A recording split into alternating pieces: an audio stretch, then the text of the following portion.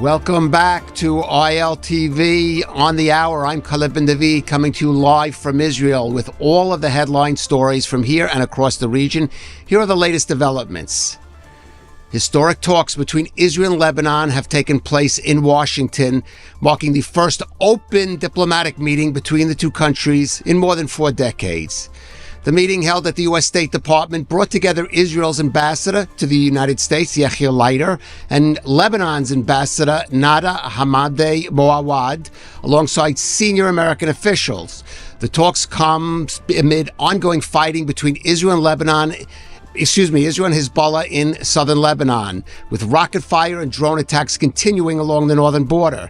Israel has made clear its military operations will continue regardless of the diplomatic track as it seeks to degrade Hezbollah's capabilities. Hezbollah has rejected the talks, with its leader warning that the group is prepared for further escalation and will not accept demands to disarm. U.S. Secretary of State Marco Rubio, who chaired the meeting, said the aim is to lay the groundwork for a lasting peace, allowing both Israelis and Lebanese to live in security and prosperity. As the meeting got underway, Lebanese President Joseph Aoun said he hopes the talks will mark the beginning of the end of suffering in Lebanon, adding that the only solution is for the Lebanese army to deploy along the international border. Now, after the meeting, Ambassador Leiter and Secretary Rubio had this to say. We are both united in liberating Lebanon from an occupation power dominated by Iran called Hezbollah. Lebanon is under their occupation, and we are suffering from their constant barrages of missiles and terror attacks trying to cross our border. We talked about a number of things, and most importantly, the vision, the long-term vision, where there'll be a clearly delineated border between our countries, and where the only reason we'll need to cross each other's territory will be in business suits to conduct business or in bathing suits to go on vacation. All of the complexities of this matter are not going to be resolved in the next 6 hours, but we can begin to move forward to create the framework where something can happen, something very positive, something very permanent, so that the people of Lebanon can have the kind of future they deserve, and so that the people of Israel can live without fear of being struck by rocket attacks from a terrorist proxy of Iran. Well, amid the talks in Washington, the war continues on the ground in Lebanon. Over the past day, the IDF has completed the encirclement of the key southern Lebanese town of Binchbel and launched a direct offensive there. Northern Command Chief Major General Rafi Milo held a situation assessment on the ground with senior commanders as IDF forces continue operations across the security zone to destroy Hezbollah infrastructure. During the fighting, the IDF says 3 Hezbollah operatives, including a member of the elite Radwan force, surrendered after a close-range engagement. They were detained and transferred for interrogation. Troops also destroyed dozens of targets, including anti-tank positions, observation posts, and weapon storage sites, and also located combat gear inside the homes of civilians. Now, separately, the IDF says it struck multiple Hezbollah targets in the village of Ad-Shift following increased activity in that area. According to the military, some 130 rockets have been launched from that village since the start of the operation toward northern Israel. The IDF says it targeted launchers, weapons depots, and command centers, and will continue its operations across Lebanon against Hezbollah capabilities. Meanwhile, northern Lebanon is still being targeted by dozens of Hezbollah rockets and drones just over the past 24 hours. One man was lightly injured by rocket shrapnel this morning near the northern town of Tamra. The IDF has issued a warning of a possible increase in rocket fire from Lebanon this week. The IDF is warning the public to remain vigilant and that it should continue to follow any home front command protective guidelines. Elsewhere in the region, the U.S. Central Command says it has now fully implemented a maritime blockade of Iran, declaring what it calls maritime superiority across the Middle East. Now, the announcement comes just 36 hours after the operation began, with CENTCOM Commander Admiral Brad Cooper saying American forces have effectively halted all economic trade into and out of Iran by the sea. According to the U.S. military, the blockade is targeting Iranian ports and shipping routes, aimed at cutting off the regime's ability to export oil and import military or economic supplies. The declaration of maritime superiority signals that U.S. naval and air forces are now dominating key waterways, including the Persian Gulf, the Gulf of Oman, and approaches to the Strait of Hormuz. The U.S. military says more than 10,000 troops, along with warships and aircrafts, are taking part in the blockade of Iran. Central Command also says the force includes over a dozen warships and dozens of aircraft operating to prevent any vessels from entering or leaving the Iranian ports. And CENTCOM clarifies the operation is an ongoing one. And 1 week into the 2-week ceasefire with Iran, U.S. President Donald Trump says talks with Tehran could resume in Pakistan as soon as within the next 2 days. This according to comments he made in an interview with the New York Post. Trump says there is a possibility of movement on diplomacy in the near term, and he praised Pakistan's army chief for his role in facilitating the talks. Now, in a separate interview, Trump says he is not considering extending the current ceasefire with Iran beyond April 22nd, saying he does not expect that this will be necessary. In his comments to ABC News, the U.S. president predicted what he called an amazing 2 days ahead as the diplomatic efforts continue. Trump saying a deal remains possible. He believes a negotiated outcome would allow Iran to rebuild. He also claimed the current Iranian leadership has changed, saying, quote, "The radicals are gone." Trump also cautioned that the situations could still develop in different directions. Meanwhile, U.S. Vice President J.D. Vance says a lot of progress has been made in talks with Iran towards what he described as a grand deal, but says the ball is now in Tehran's court. According to reports, the U.S. has been pushing for a 20-year freeze on Iranian uranium enrichment, while Iran is said to have offered back a 5 to 10-year limit, a proposal that President Trump has rejected. Vice President Vance says Washington wants Iran to become a normal country, but he stresses that it cannot be allowed to obtain nuclear weapons. We have this ceasefire that's in place. I think it's 6 or 7 days old. Right now, the ceasefire is holding. And what you're seeing is what the president wants to make, he doesn't want to make like a small deal. He wants to make the grand bargain. And what he's basically offering to Iran is very simple, and frankly, it's something that no president has had the ability to offer. He said that if you're willing to act like a normal country, we are willing to treat you economically like a normal country. He doesn't want a small deal. And that's one of the reasons why, one, I'd say in Pakistan, we made a ton of progress. But the reason why the deal is not yet done is because the president, he really wants a deal where Iran doesn't have a nuclear weapon, Iran is not state sponsoring terrorism, but also the people of Iran can thrive and prosper and join the world economy. No small deal or grand deal. Well, joining us for more on all of these topics is former Israeli Deputy National Security Advisor, Professor Chuck Freilich. We also have with us Professor Kobi Michael. He's a senior researcher at the INSS and Misgav Institutes. Gentlemen, thank you for joining us. We'll break down, let's start with Lebanon. We'll break down some of the specifics under discussion along the way. But in a more general approach, Chuck, let me start by asking you, these talks were historic, certainly, at least in the way they're being conducted so openly. But how significant actually are they to what is happening now on the ground in Lebanon? Well, I'm not sure that they have a direct impact yet on what's happening on the ground. There is a possibility that there will be a ceasefire in Lebanon in the next couple of days, especially if U.S. pressure leads to that.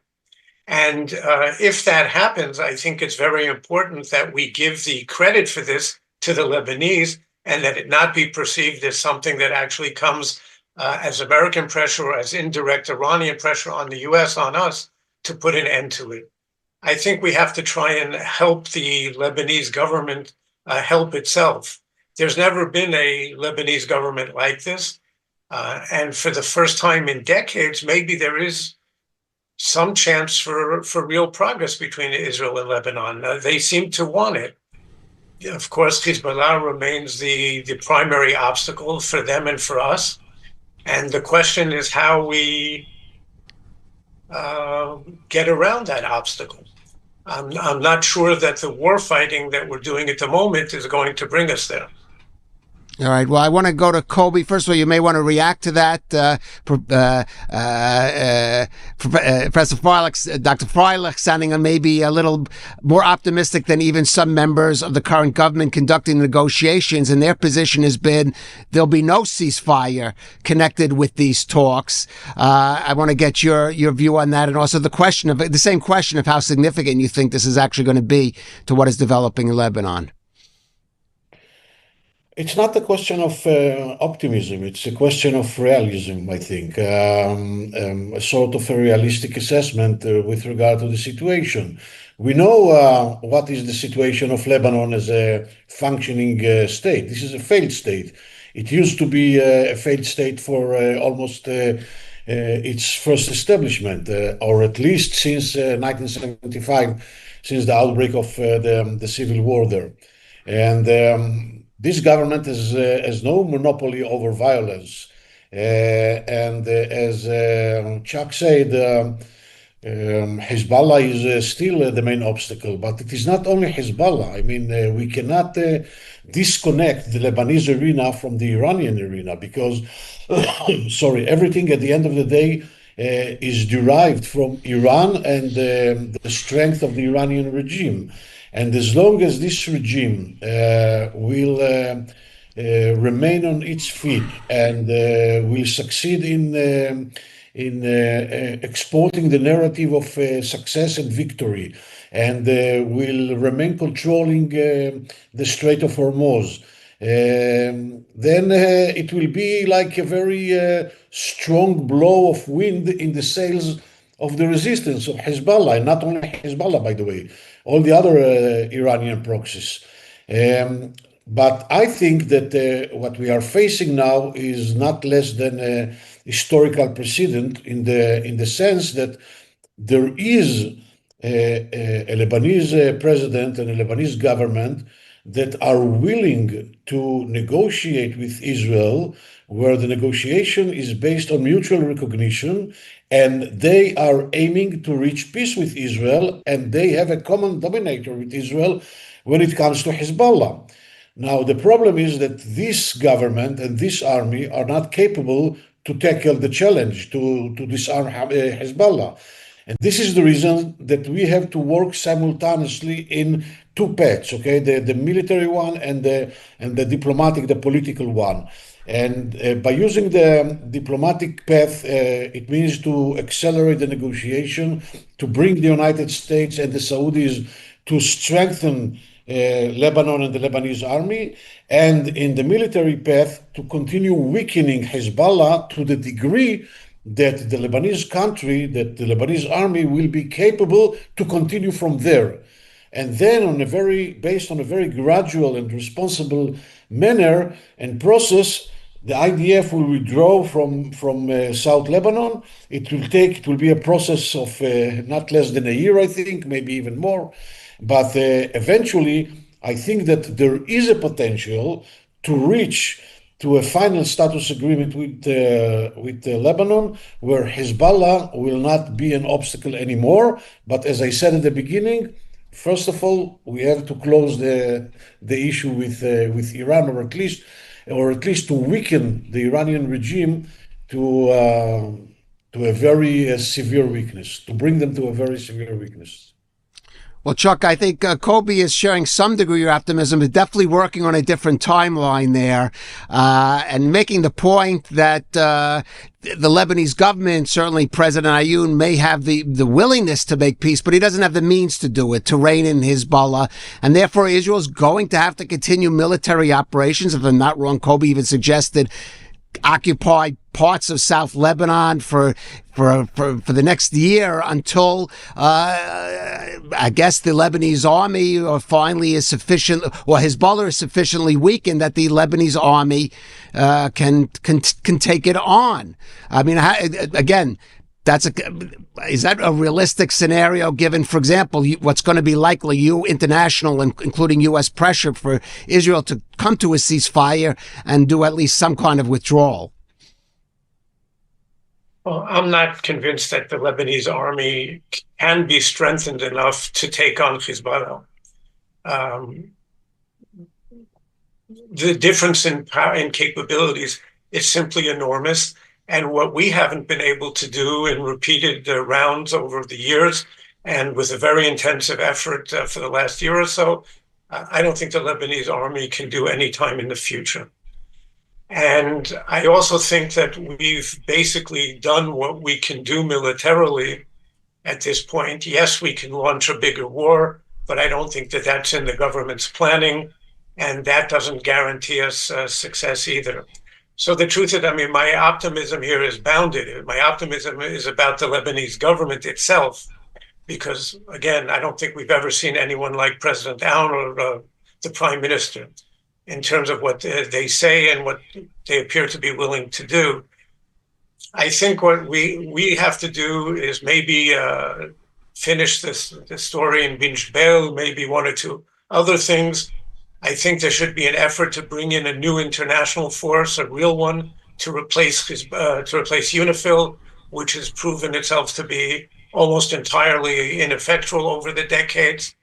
And the timeline for the withdrawal, I don't know if it's a year, if it's a half a year, but it will, of course, take some time. It would take time to establish an international force like that.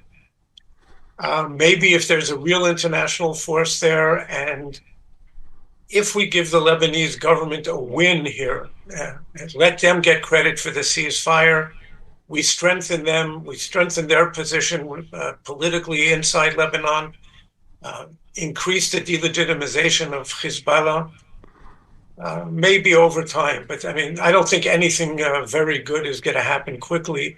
If the Lebanese government decides to actually make peace with us, that can spark a civil war there. So I don't think they're going to go all that way.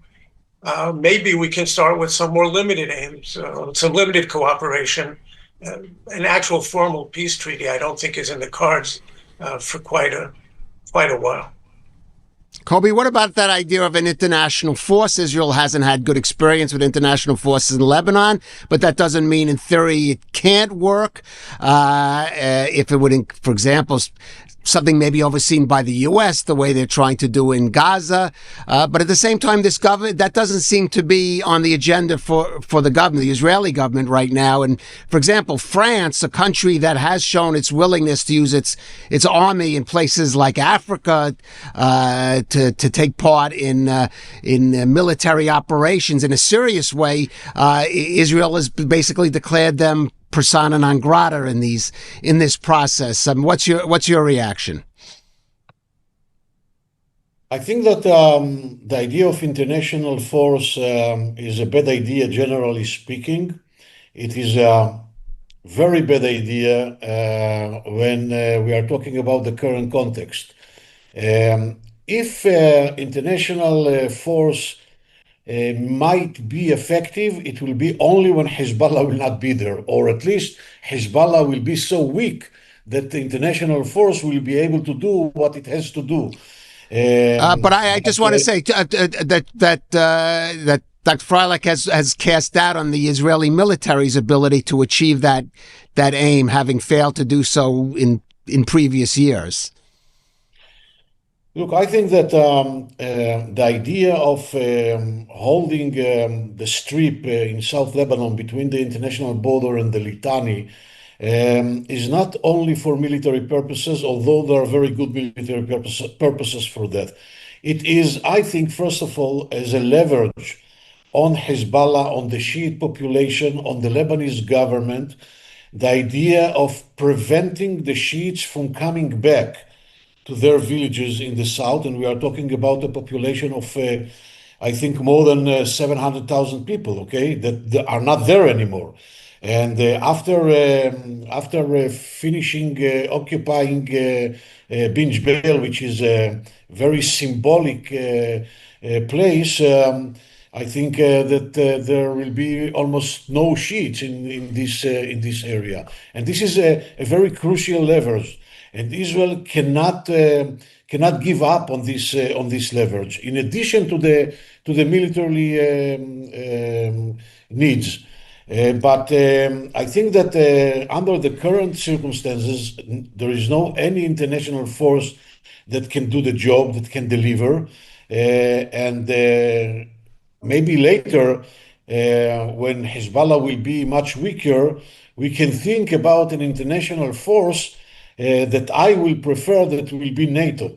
Okay, not something that will be composed specifically and specially for this mission like UNIFIL, because we have a very bad experience with such forces. There are very, very limited and very few examples of success of international forces in violate conflict zones. And I don't think that we have to open a new laboratory in South Lebanon, okay? We had enough from that for at least 4 decades. So first of all, we have to hold this territory. We have to continue weakening Hezbollah. I do agree with Chuck, and as I said before, under the current circumstances, the Lebanese government, the Lebanese army are not capable to do the job, not at all. And they will not be capable even in 2 decades from today under the same circumstances. This is the reasons that we have to continue weakening Hezbollah. We have to continue weakening the Iranian regime and to facilitate the conditions for the stronger Lebanese army to take responsibility over a much weaker Hezbollah. Okay, but as I said, this is something that requires time. This is not something that will take weeks, even not months. Okay, not less than a year, even more, I think. All right. Well, gentlemen, Lebanon is a complicated conundrum, and there's even aspects we haven't discussed. But I do want to move on to the Iran issue, because as Kobe, you said, these are two very connected conflicts, and the Iran issue is itself also becoming much more complex as it goes along. Chuck, what do you think about the strategy of the maritime blockade that the U.S. is putting on Iran now? One could argue or wonder why it wasn't put on earlier if it's so effective, but do you share President Trump's optimism this is going to bring Iran back to the table, ready to make some of the concessions that he thinks they may be ready to make? Well, I do think that this should have been done from either preventatively from the very beginning of the war, or certainly the moment that the Iranians declared a maritime blockade. And it's too late. I hope it's, it's late. I hope it's not too late. It may be, over time, it might be enough to bring the Iranians back to the table. I think actually they'll be back to the table quite quickly. The question is whether it's enough to get them to make the concessions that we need. And that I'm less sanguine about. I think that this is unfinished business. And I'm doubtful whether the president really wants to renew the fighting again. But I do think that that's what has to be done. If you're going to launch a war, I think you have to fight it to win. And this war was stopped much too early. Well, actually, I have an update on you as we were talking. Now, I just reported just a few minutes ago that President Trump yesterday had said he doesn't see there's going to be a need to extend the ceasefire, but the Associated Press agency is reporting just in the last minutes that there is a principle there's an agreement in principle between the U.S. and Iran to extend the ceasefire for an additional 2 weeks beyond its expiration on April 22nd. So, gentlemen, I want to get your reaction to that. Give maybe, Kobe, your reaction. How do you feel about that? Certainly, that may be more convenient for some of us in Israel, but does it call into question the U.S.'s determination to achieve some of the aims it set out in this war to do. Is it a sense of that President Trump and has lost his taste for at least continuing the kinetic or let's say combat side of this battle against Iran? Not necessarily. I wouldn't talk in terms of apathy for the resumption of the kinetic phase of this war, but I see I understand the blockade as part of the negotiation. I think that both sides continue negotiating even without being together in Islamabad. This is a leverage that President Trump uses in order to pressure not only the Iranians, by the way. I think that by using this leverage by the blockade, he also pressures the Chinese, because the Chinese are fully dependent on the Iranian oil, and now when Iranian oil cannot go out from Iran, China has a very severe problem. And I think that President Trump did his strategic calculations, and he assesses that China will not join the war militarily. And I think that he assesses that the Chinese will prefer to pressure the Iranians to do some further concessions in order to calm the situation, in order to enable the transportation of oil from Iran to China. I'm not surprised that the ceasefire will be prolonged. I think that this is also a sort of a tool in the negotiation, but in the very same time, I still believe that President Trump will not end the story without reaching to his at least two main goals. The first one is that Iran will not have nuclear weapon and will not have the ability to enrich uranium on its soil, at least for a long period of time, not less than 10, 12 years. Not at all, not as was according to the JCPOA of 2015, that they had the right to enrich from day one to the level of 3.67%, okay? I don't think that President Trump will accept any enrichment for a long period of time. And the second objective, that Iran will not be able to control the Strait of Hormuz, because this might be a very dangerous precedent. I believe that he has some additional objectives, maybe not declared objectives. One of them is that Iran will be changed when it comes to its regime, but I'm not sure that I think that he can live with this regime. He seems right. He seems to be suggesting that. He says the regime has changed, and he just repeated that. He says a lot of things. You know, when it comes to President Trump, and I said it several times, I think that even in your program, that when it comes to his declaration, I'm a very poor analyst, okay? I cannot interpret, or I cannot analyze his declarations. Not just you. And therefore, I prefer to refer to his deeds, okay? And when it comes to his deeds, I think that it is much more serious than the declarations themselves, at least when it comes to the campaign vis-a-vis Iran. So even if the ceasefire will be prolonged with another 2 weeks, and maybe later on with another 2 weeks, at the end of the day, President Trump still prefers to realize his objectives by using diplomatic tools, by agreement.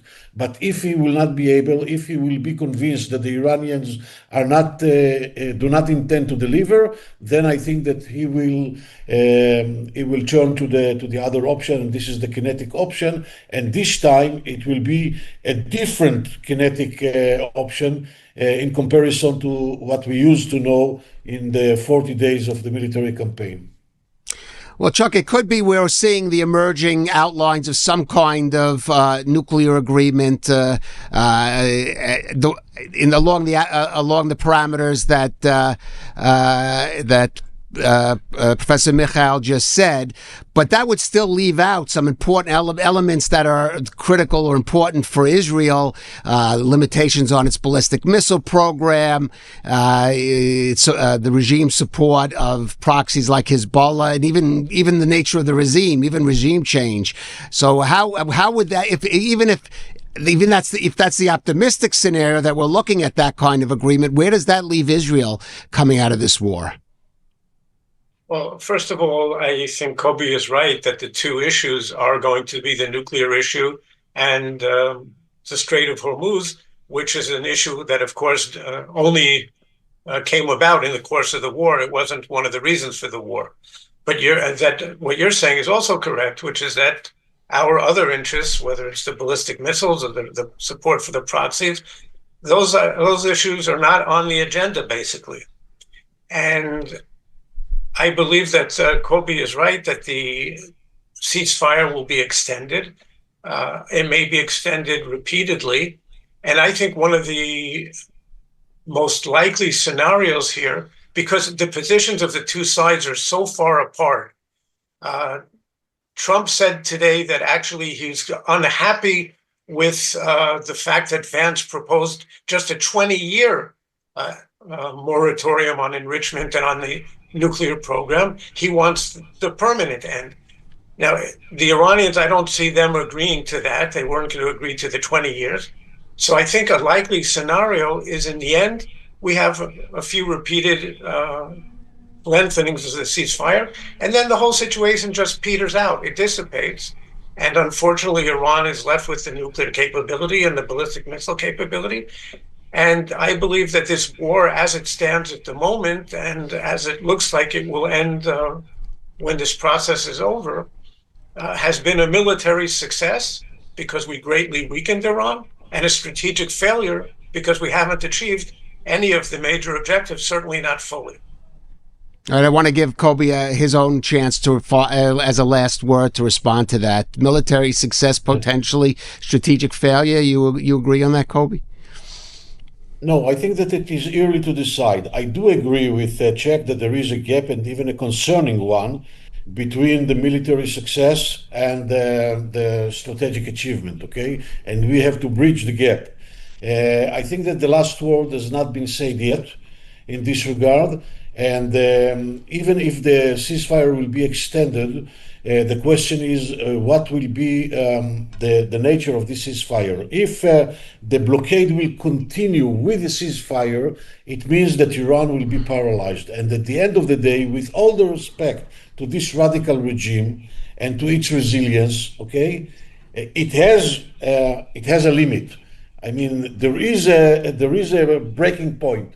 And I think that the situation in Iran is so difficult. I mean, I think that the regime knows that. And at the end of the day, when they will have to deal with the daily issues of such a huge country with more than 90 million people, with such a destruction, and with no sources, and the economic sanctions will continue, and the blockade will continue, I'm not sure that they will be able to remain resilient for a very long period of time. So the gap is there still, but the last word has not been said yet. All right, but that's going to have to be your last word on this for now. But I'm look forward to speaking to you, gentlemen, again.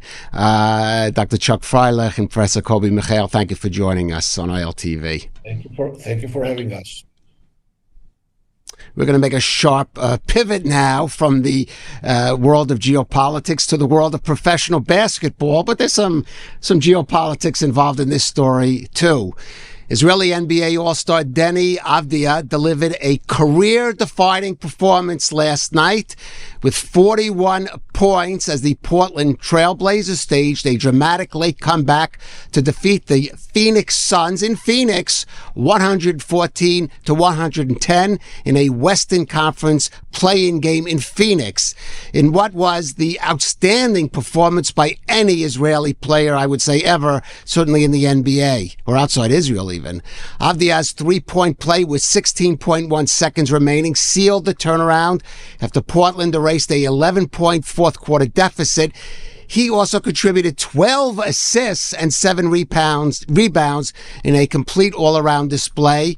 Now, the Blazers closed the game on a decisive run with Matisse Thybulle's late steal, setting up Jeremy Grant for a final dunk to secure that win in the closing seconds of double overtime. Portland, now a real underdog, advances to the best of 7 first-round playoff series against the San Antonio Spurs.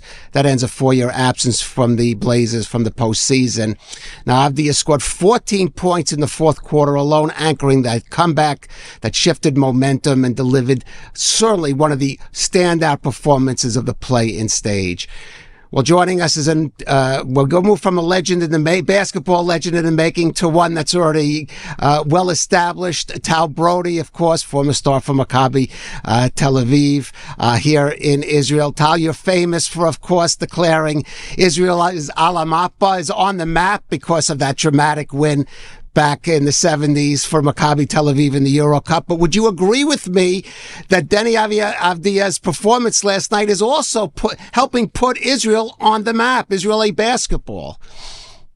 Definitely keeping us there. He's having a tremendous season, first of all.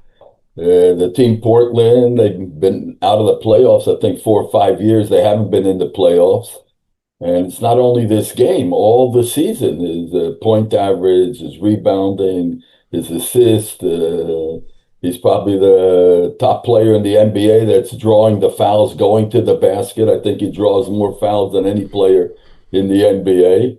And he's doing a great job, and he's doing a great job for Israel. Every place he goes, the Jewish community is coming out in full force. They're cheering for him. The Jewish community centers are bringing out the kids from the community centers to the games. And he's a good ambassador for Israel, for sure. Right, let's talk about that because he's been under a lot of pressure. A lot of people have pointed out he did serve in the IDF, of course, as all Israelis do, though under the category of exceptional athletes, so he spent a lot of time playing basketball. But he did his duty. He said he loves his country. He represents it. He doesn't get into political discussions. He says he prefers not to get into those. He wants to focus on sports.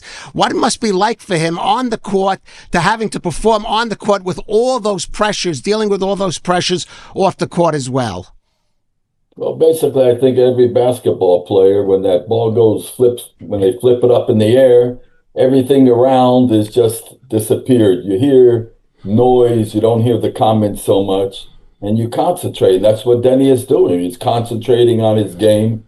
The players respect him. He made the All-Star team, and it's a big feat for any of the NBA players to be there, and they respect him for it, and they respect him on the basketball court. What he's doing and what he's achieving. It's a great season. He had the patience when he was with Washington, when Russell Westbrook and Bradley Beal were the two top players. He came in slowly. And when he went to Portland, he saw that opportunity that he had a chance to lead. And he had an opportunity to go in to be a scorer on his team. Damian Lillard is still injured with Portland. They would have been a lot greater team with him. But Deni has pulled the team together. True Holiday, Camaro, Grant, Shaman, Sharp, and they got a tall center, Klingon, that is a good ball player. They're going to go up against another very good ball player in Wembanyama with the San Antonio Spurs, but it's 7 games. You have to win 4 out of the 7 games to go up to the next round. You have 4 rounds in the NBA, East, right, West, and then they play. And I think they have a chance. I think they have a good chance. They're really coming around, and it's really. I've heard pundits say it's going to be a sweep by the Spurs, maybe, but that leads me to my next question, whether Denny has been kind of underestimated also because he's Israeli. You know, you mentioned Washington. A lot of people were surprised when Washington traded him for what many people thought was a steal for Portland. Some people thought he should have been drafted higher. He actually said he thought he should have been maybe drafted higher. Do you think he's been underestimated coming in the league because he's Israeli? Not because he's Israeli. I mean, coming into the league, it's not an easy. You see, we have two Israeli ball players with the Brooklyn Nets, and they're not having an easy time, but they're slowly getting into it. Ben Sharf and Danny Wolf. You're not immediately coming into the NBA, and wow, not everybody's Michael Jordan and LeBron James there. But he had the patience, and he's proven himself. And I don't think being an Israeli is a problem there. I don't think, for sure, I don't think any place in the NBA.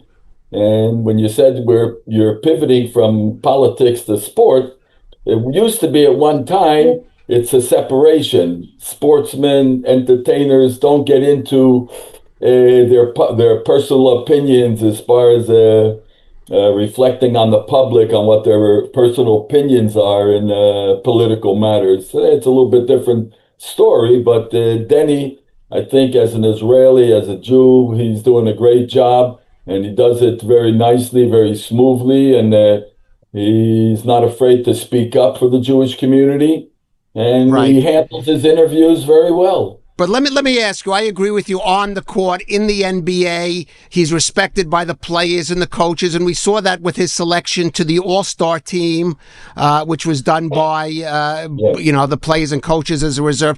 But I'm looking at social media today. You mentioned, for example, he goes a lot to the foul line. He's very aggressive. He drives to the basket, so he takes a lot of foul shots. I think he had like 15 trips to the line last night. And I see a lot of criticism of him that maybe I don't see some of the other players that play a similar game. And I'm wondering if when people are really criticizing him going to the foul line, it's really a way of criticizing him as a player without mentioning that he's an Israeli and a proud Jew, for example.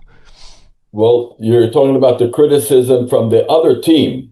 No, from also in social, right, but also just in social media, in some of the people watching the game. You really don't know who's writing on there. Not everybody says who they are. So it's, but that's the world today. The world today is open.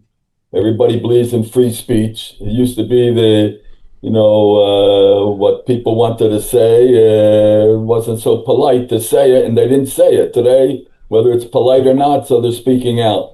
But in the NBA also, you have rules as far as the behavior of the crowd. So it's different than Europe.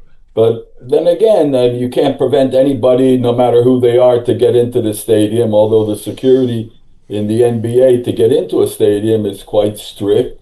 And but still, I don't think Denny is bothered and doesn't hear the crowd, whether it's plus or minus. It's nice to hear the clapping and whatnot, but Denny handles himself quite well, and I don't think the social media.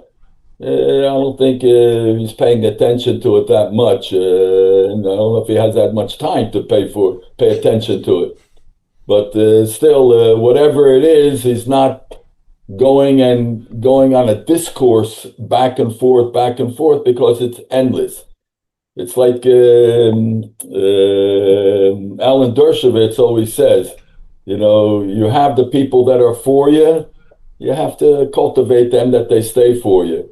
But the people that are so against you, you're not going to change a lot of their minds. So concentrate on the middle.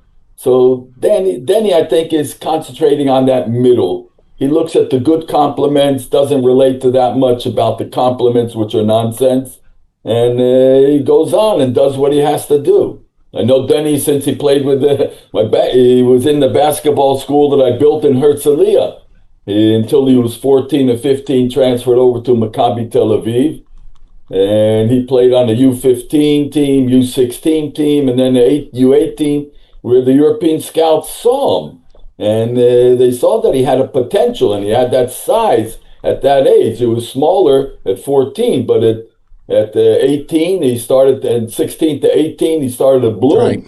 So he had that body that they could develop as well. And that's what has been happening within those last few years since Washington working on him, on him physically, not only mentally. Mentally, he came in quite prepared. His father did a good job on him to keeping him balanced. And all right. Well, we'll have to end there. Tal Brody, we can agree Denny is a great ambassador for Israel and for Israeli basketball, following in your footsteps. Of course, Tal Brody, a legend. Thank you for joining us. Thank you. And that's a wrap for this edition of ILTV on the Hour. Of course, you continue to follow up on our broadcasts or all our social media apps. I'm Khaled Ben David. Thank you for watching.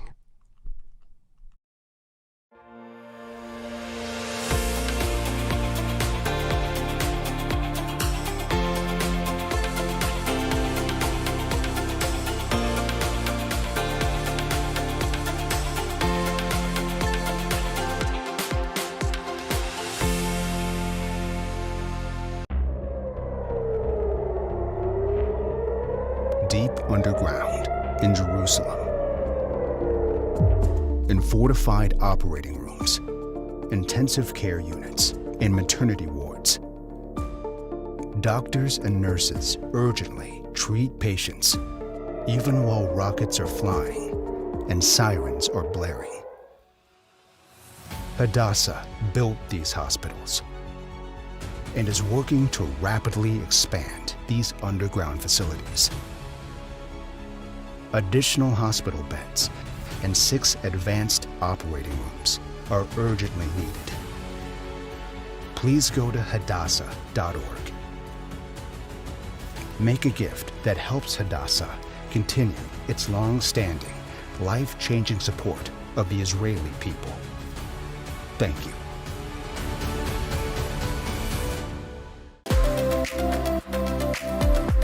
The University of Haifa stands at the forefront of global impact, ranking #1 in Israel, and has been ranked among the top 100 universities worldwide for sustainability. Here, environmental responsibility, social justice, and academic research come together to build a better future. U Haifa International also has adopted the sustainability perspective, where we take part also in high-impact work that is informed by academic research to ensure that we have a better world to live in. From marine research in the Mediterranean to community-focused programs shaping peace and equality, students engage directly with the issues that matter. It's not just a degree, it's an experience, and it opens your mind, your network, and your world. Study where innovation meets purpose on a campus committed to progress, diversity, and global citizenship. Master your mind, live your Israel experience. Shape a sustainable future at U Haifa International.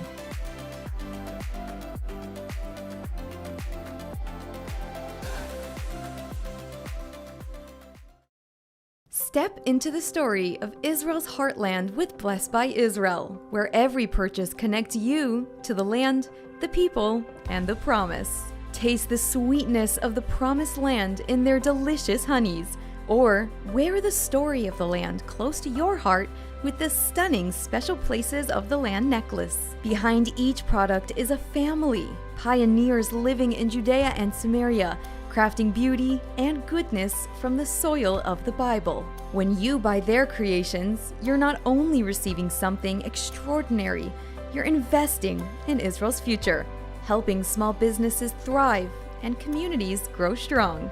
Join a movement that celebrates faith, resilience, and hope. Visit blessedbyisrael.com and use ILTV's special code BLESSISRAEL, that's BLESSISRAEL, at checkout for 10% off on your first order. Be part of strengthening Israel, one purchase at a time.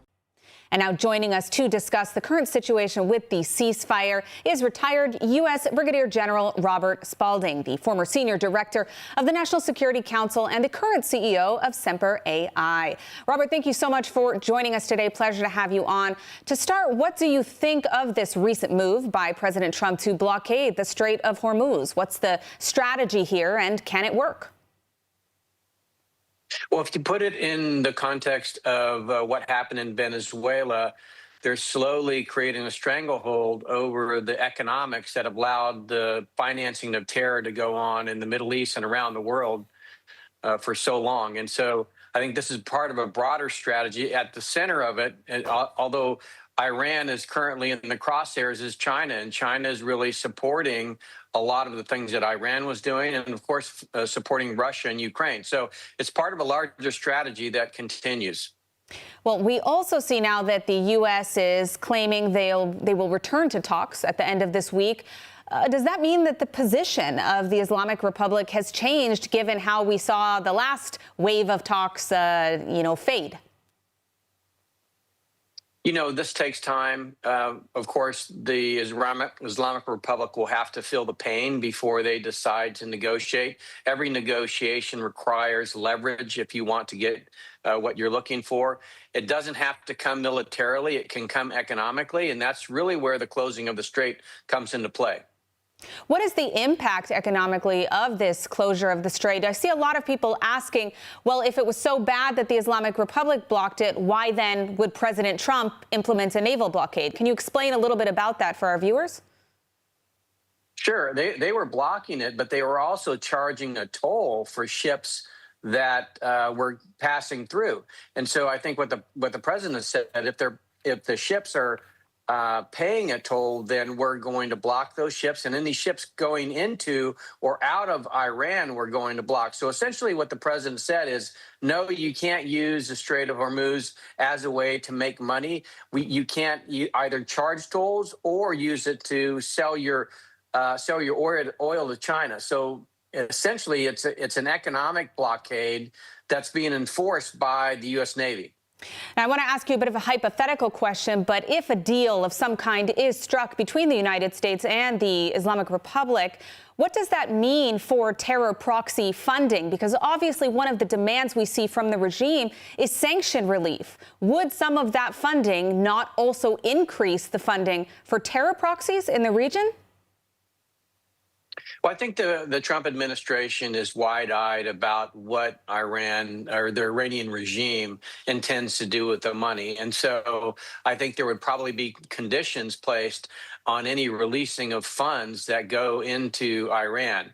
You know, I think what happened before, certainly during the Biden administration and prior administrations, is just an inability to deal with Iran, the regime as it is. You know, we made up things in order to justify what we were doing. That is not the case with the current administration. So I don't really see the Iranian regime having much of a leash to go out and do the things that we're doing prior to the bombings that have occurred in the country. Well, I certainly hope not, both for the sake of Israel and all of its neighbors, as we've seen in the past couple of months. I do want to ask you, though, President Trump has spoken of an international coalition to enforce this blockade. What do we know about that? How is the international community responding to Trump's recent moves? Well, I think you're going to see like UK and France opt out, but I think there's other allies coming to the front. And it really demonstrates how, you know, after 30 plus years after the Cold War, how the alliances with the United States are shaping up in terms of who's really part of the free world and who is essentially standing on the sidelines. And for those that are standing on the sidelines, I think increasingly they're going to be left behind in not just our military relationships, but also our economic and financial relationships as well. Now, we're seeing direct talks between Israel and Lebanon for the first time this week. What is the potential of these talks, and how likely do you think it is that some kind of agreement is reached between the Lebanese government, which is still going to have to contend with Hezbollah, and Israel? You know, I think if you look at what the United States has been doing, you know, there is definitely a new sheriff in town. And so this is having impact across the world. And I think it impacts the relationship between Israel and Lebanon. We're just not going to stand for what we've stood for the past, 30 years. And I think the change is evident everywhere. We're seeing changes certainly in our hemisphere, but around the world, you're going to see increasingly things that have been going wrong or bad actors that have been getting away with it are going to be dealt with. And I think, Israel and Lebanon is a good example of that. Without the support of Iran for Hezbollah, Lebanon's going to have to become, forced to come and negotiate with Israel. All right. Well, hopefully we can see a resolution to that with as little violence as possible, both for the Lebanese and for the state of Israel. And of course, justice for the American lives that have been taken by that terror group, Hezbollah, which many people seem to forget about. I want to thank you for your time today, Robert Spalding. Thank you. And joining us now with more on the latest developments in the Middle East is Colonel Richard Outzen, Senior Fellow at the Atlantic Council. Thank you so much for joining us. Good to be with you. Thanks for having me. So right now, there is a very fragile ceasefire still in place between the United States, Israel, and Iran. But on the other hand, the talks have failed, and the Islamic Republic of Iran is not willing to give in to U.S. demands and stop its pursuit of nuclear weapons. There's also disagreement over the Strait of Hormuz. So what happens now? Well, I think Trump's still negotiating, but unlike some other previous U.S. presidents, his is not the paradigm where you talk, fight, fight, fight. I think the interspersing of talk, fight is more the way business is done in the Middle East, and it is more Trump style as well. So I think he will prepare. He's already brought more military assets into the region. Vice President Vance, who was leading the delegation to Islamabad from the U.S. side, made very clear that there is no wiggle room on the nuclearization, right? So the United States until it has clear and unambiguous proof and safeguards that there will be no nuclear weapons program and no intention and no precursors, then there's no deal. In the meantime, the second part of this, in addition to just preparing the ground for more military action against the military infrastructure in Iran, is going to be the Strait of Hormuz. I think what we're going to see is the preparation. We've seen the initial steps already of sort of a naval flotilla led by the United States, potentially with some other allies, to provide safe passage through an alternate route through the Straits of Hormuz. Straits of Hormuz are pretty big, and frankly, the Iranians don't have absolute control of it. So I think you'll see more steps from the United States to guarantee passage. And when those two things are happening, more military pressure and more steps to open the Straits of Hormuz by force, then I think you'll see the negotiating leverage of the Iranians deteriorate further, and then perhaps they'll come to an agreement.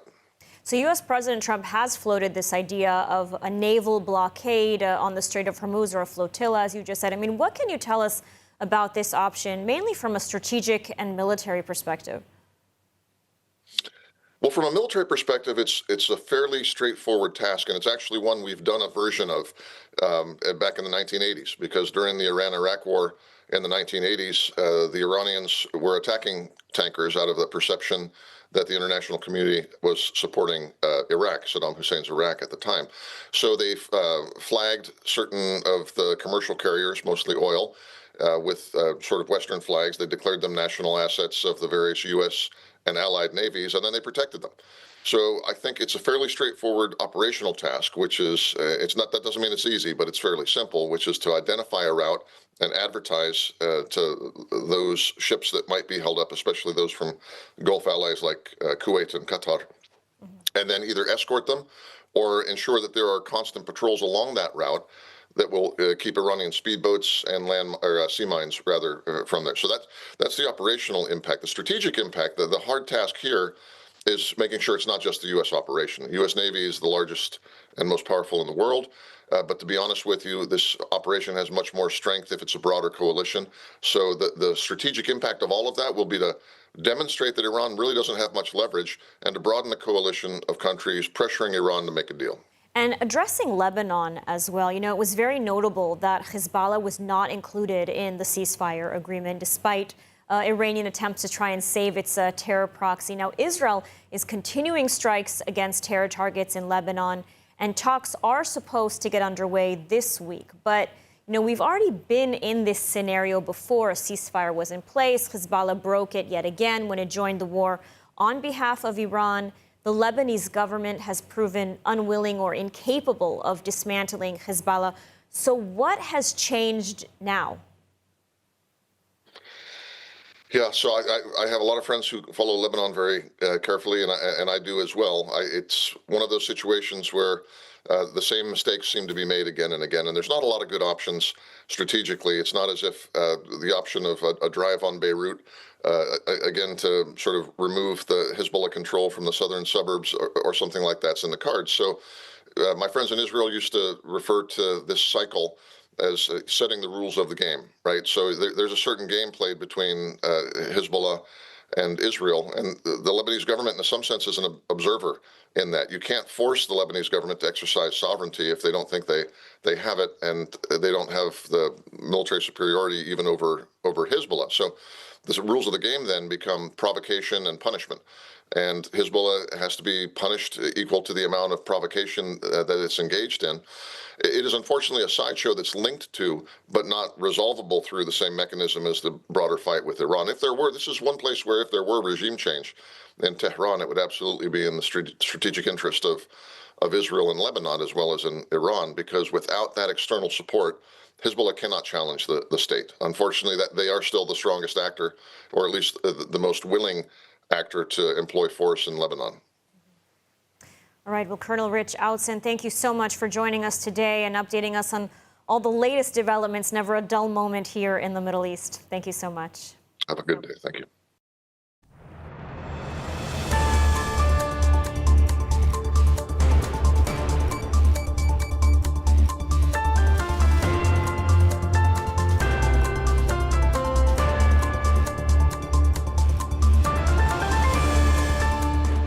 Welcome back to ILTV On the Hour. I'm David Matlin, coming to you live from Israel with all of the headline stories from here and across the region. Well, let's get into the latest. Today is Holocaust Remembrance Day in Israel, marked by a nationwide 2-minute siren and a moment of silence at 10 a.m. One of those truly remarkable annual moments here when the entire country comes to a standstill to honor the more than 6 million Jews murdered in the Holocaust. A state ceremony ushers in the solemn day held at the country's predominant Holocaust memorial, Yad Vashem in Jerusalem, traditionally attended by government officials and high court leadership, alongside remaining Holocaust survivors and foreign dignitaries. Now, Prime Minister Netanyahu, President Herzog, and survivors took part in the torch-lighting ceremony, followed by an address to the nation, where the Prime Minister tied the dark days and threats from the Nazis to the ongoing war with Iran and its proxies. התחייבתי לא נאפשר לאיראן לפתח נשק גרעיני. וכראש ממשלת ישראל הבטחתי, לא תהיה שואה נוספת. השנה מימשנו הבטחה זו הלכה למעשה. הנחתנו על משטר האימים באיראן את המכה הקשה ביותר בתולדותיו. Now, we'll discuss much more around Holocaust Remembrance Day later today, but we move now to the developments on the various war fronts. First, to the Strait of Hormuz, the apparent focal point of world attention at this moment around the war with Iran. Now, the U.S. has begun imposing what it terms a blockade of Iranian shipping through the vital waterway, after the weekend's negotiations in Pakistan failed to produce a diplomatic agreement. The U.S. military says they're deploying naval and aerial assets to restrict vessels, primarily oil tankers, from entering or leaving Iranian ports, while allowing other international transit to proceed unimpeded, but under strict monitoring. Now, here's President Trump on his efforts to cut off Iran's oil revenue and further pressure Iran to accept his terms for ending the current conflict. Iran, you marking it down? Iran will not have a nuclear weapon. And we agreed to a lot of things, but they didn't agree to that. And I think they will agree to it. I'm almost sure of it.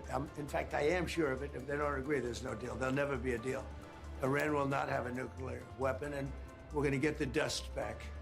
We'll get it back either. We'll get it back from them or we'll take it. We can't let a country blackmail or extort the world, because that's what they're doing. They're really blackmailing the world. We're not going to let that happen. But importantly, Iran has outright rejected the U.S. blockade and promises retaliation, which, as of this reporting, we've yet to see. But the Iranian Revolutionary Guard Corps has warned that they would use, quote-unquote, new methods of warfare, while threatening that no port in the wider Gulf region would be safe from their strikes if Iranian shipping is interfered with. Now, from the Israeli side, a key partner all the way with the U.S., Prime Minister Netanyahu gave his full backing to the U.S. blockade and again for the total removal of all enriched uranium and nuclear materials from Iran. Here's the latest from the Israeli Prime Minister after the talks ended in Pakistan and the U.S. blockade was announced. הוא גם הבהיר לי שהנושא המרכזי שעומד על הפרק מבחינת הנשיא טראמפ בארצות הברית זה הוצאת כל החומר המועשר ולהבטיח שאין יותר העשרה או בהמשך בשנים הבאות, וזה יכול להיות עשרות שנים, אין העשרה בתוך איראן. זה המוקד שלהם, וכמובן דבר שהוא חשוב לנו, וכיוון שאיראן הפרה את הכללים, הנשיא טראמפ החליט לשים עליהם בלוקדה, זו מילה לועזית, למצור, מצור ימי. אנחנו כמובן תומכים בעמדה התקיפה הזאת, ואנחנו מתואמים עם ארצות הברית כל הזמן. Now, we'll have much more on all the latest developments and, of course, on the war in the north when we come back later on with you. But continue to follow all the latest updates from Israel on your devices. And be sure to follow our ILTV channels. Keep up with us on social media. Again, that's at ILTV, at Israel, on all platforms. You can also catch us on screen 24/7, Screen IL, with the coverage to stay up to date with the latest. I'm David Matlin. Thank you.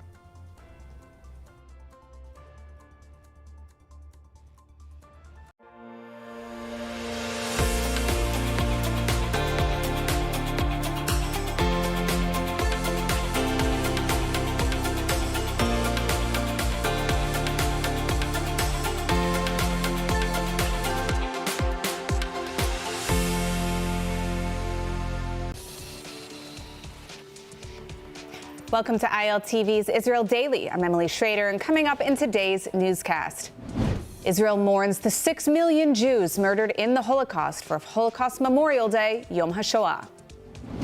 U.S. to return to negotiations following move to blockade the Strait of Hormuz. Israel holds direct talks with Lebanon over ongoing war against Hezbollah.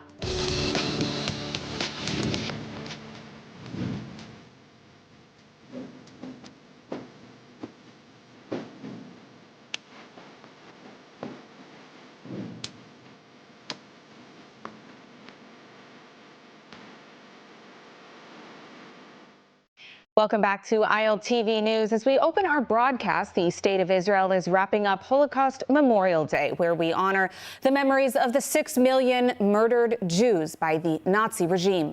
ILTV's Devil Klein breaks down the day's events.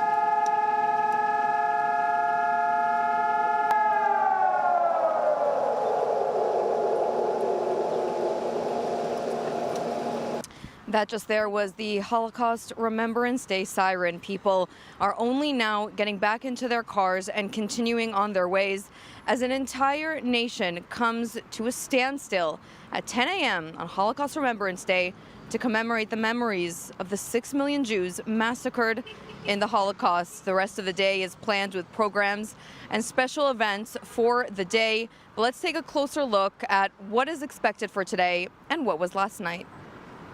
Last night's Holocaust Memorial Evening kicked off with the Western Wall lighting up with the text, "We will never forget." Down the road at the Yad Vashem National Holocaust Museum, the annual procession was taking place. Attended by politicians, Holocaust survivors, and other officials, the ceremony included the lighting of torches by survivors and these words from Prime Minister Netanyahu. התחייבתי לא נאפשר לאיראן לפתח נשק גרעיני. וכראש ממשלת ישראל הבטחתי לא תהיה שואה נוספת. השנה מימשנו הבטחה זו הלכה למעשה. הנחתנו על משטר האימים באיראן את המכה הקשה ביותר בתולדותיו. In the morning, a 2-minute-long siren at 10 a.m. brought the country to a halt to honor the 6 million Jews murdered in the Holocaust. Later in the day, the March of the Living ceremony took place in Poland at the Auschwitz-Birkenau Memorial Site, bringing together survivors and participants from around the world. Today, we remember and honor the victims, fulfilling the everlasting promise of remembrance for the sake of the Jewish nation, the State of Israel, and those who lost their lives to the very threat still seeking to destroy us today. We will never forget and never forgive. The United States has now imposed what it describes as a maritime blockade on Iranian shipping through the Strait of Hormuz, announced after the collapse of high-level negotiations in Islamabad over the weekend. Israeli Prime Minister Netanyahu is fully backing the move, and the Islamic Republic is vowing to resist. ILTV's Steve Leibowitz has the latest. The U.S. military says the measures now in place include restricting vessels entering or leaving Iranian ports while allowing international transit through the strait under strict monitoring. Iran has rejected the move and promised retaliation. A Revolutionary Guard spokesman warned that new methods of warfare could be introduced, while an Iranian military official said no port in the Persian Gulf or the Sea of Oman would be safe if Iranian shipping is targeted. President Donald Trump said the move is aimed at cutting off Iran's oil export revenues and increasing pressure on Tehran to accept American conditions for ending the conflict. Overnight, President Trump confirmed that the blockade was now in effect. Has the blockade started, sir? Yeah, started 10 o'clock. We can't let a country blackmail or extort the world, because that's what they're doing. They're really blackmailing the world. We're not going to let that happen. Trump was emphatic about the nuclear issue. Iran, you marking it down? Iran will not have a nuclear weapon. And we agreed to a lot of things, but they didn't agree to that. And I think they will agree to it. I'm almost sure of it. In fact, I am sure of it. If they don't agree, there's no deal. There'll never be a deal. Iran will not have a nuclear weapon, and we're going to get the dust back. We'll get it back either. We'll get it back from them or we'll take it. Prime Minister Netanyahu gave his full backing for the U.S. blockade and for the strong U.S. position for the removal of all nuclear material from Iran. Pakistan is proposing that it host a second round of talks between the United States and Iran in the coming days, ahead of the expiration of the current ceasefire. Officials in Washington have said that while the first round of talks ended without an agreement, they were part of an ongoing diplomatic process rather than a one-time effort. The push for further talks comes as mediators seek to prevent a resumption of hostilities once the two-week truce expires.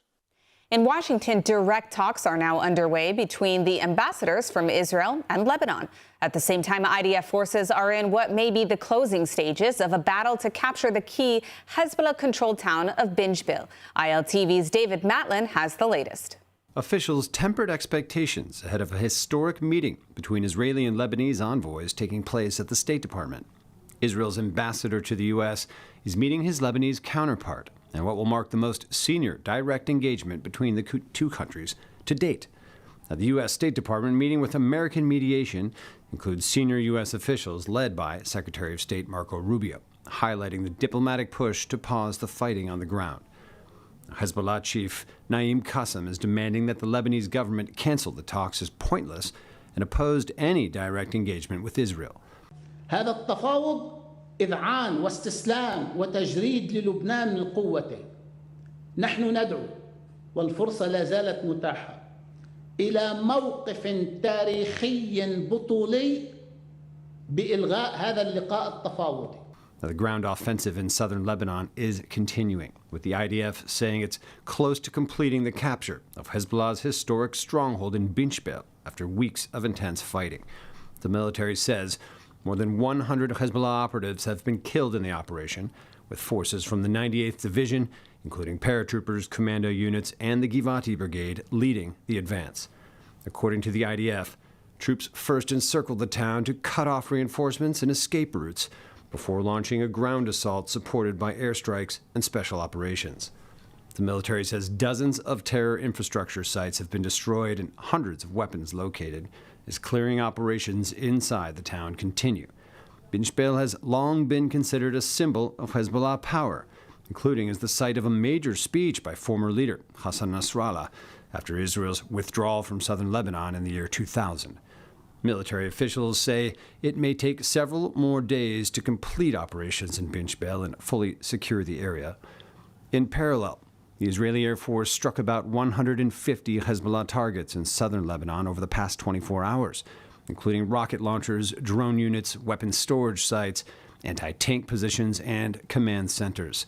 The IDF says it also targeted cells planning attacks against Israeli forces. No strikes were reported in Beirut since Wednesday night, amid international pressure to limit operations during diplomatic efforts. Prime Minister Netanyahu explained the strategy. הדבר הראשון זה שהם מרחיקים את האויב מהגבול. ואנחנו לא מדברים על 5 נקודות, אנחנו מדברים עכשיו על רצועת ביטחון מוצקה, עמוקה יותר, שגם מונעת את הסכנה של הפלישה וגם מרחיקה את איום הנ"ט. הם גם מטפלים בכפרי הטרור שהיו צמודים לגבולנו, שם כל עמדת טרור ורבות הן פשוט משותחות. וכמובן, הלחימה נמשכת, היא לא נפסקה, היא נמשכת כל הזמן, ואתמול התרכזה וגם היום בבינג'-בין. Amid the fighting, the IDF announced that Sergeant Major of the IDF Reserves, Eyal Uriel Bianco, 30 years old, from Katsrin, of the 188th Barak Armor Battalion, was killed in southern Lebanon amid the fighting with Hezbollah. Now, the military says that 3 other soldiers were wounded in the same incident, one of them moderately, the others lightly. They were evacuated for medical care. Northern Israel has come under repeated rocket fire and drone attacks from Lebanon over the past 24 hours, with multiple barrages targeting communities across the Upper Galilee. Most of the projectiles were shot down or fell in open areas. During a barrage of fire from Lebanon towards the western Galilee, Carmiel was heavily targeted and a building in Nahariya was hit.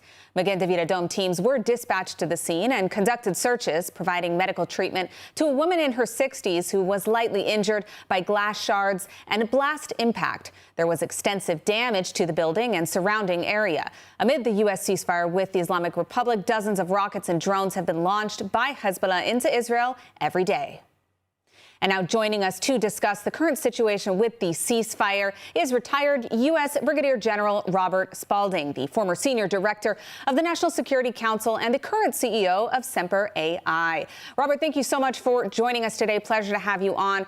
To start, what do you think of this recent move by President Trump to blockade the Strait of Hormuz? What's the strategy here, and can it work? Well, if you put it in the context of what happened in Venezuela, they're slowly creating a stranglehold over the economics that have allowed the financing of terror to go on in the Middle East and around the world for so long. And so I think this is part of a broader strategy. At the center of it, although Iran is currently in the crosshairs, is China, and China is really supporting a lot of the things that Iran was doing, and of course supporting Russia and Ukraine. So it's part of a larger strategy that continues. Well, we also see now that the U.S. is claiming they will return to talks at the end of this week.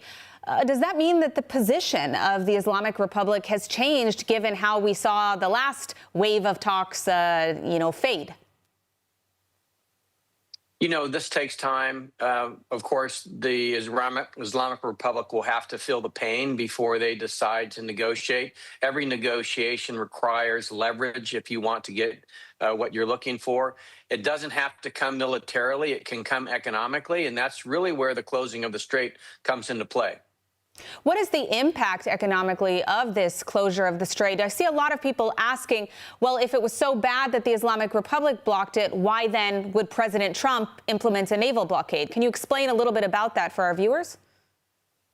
Sure. They were blocking it, but they were also charging a toll for ships that were passing through. And so I think what the president said, if the ships are paying a toll, then we're going to block those ships. And any ships going into or out of Iran, we're going to block. So essentially what the president said is, no, you can't use the Strait of Hormuz as a way to make money.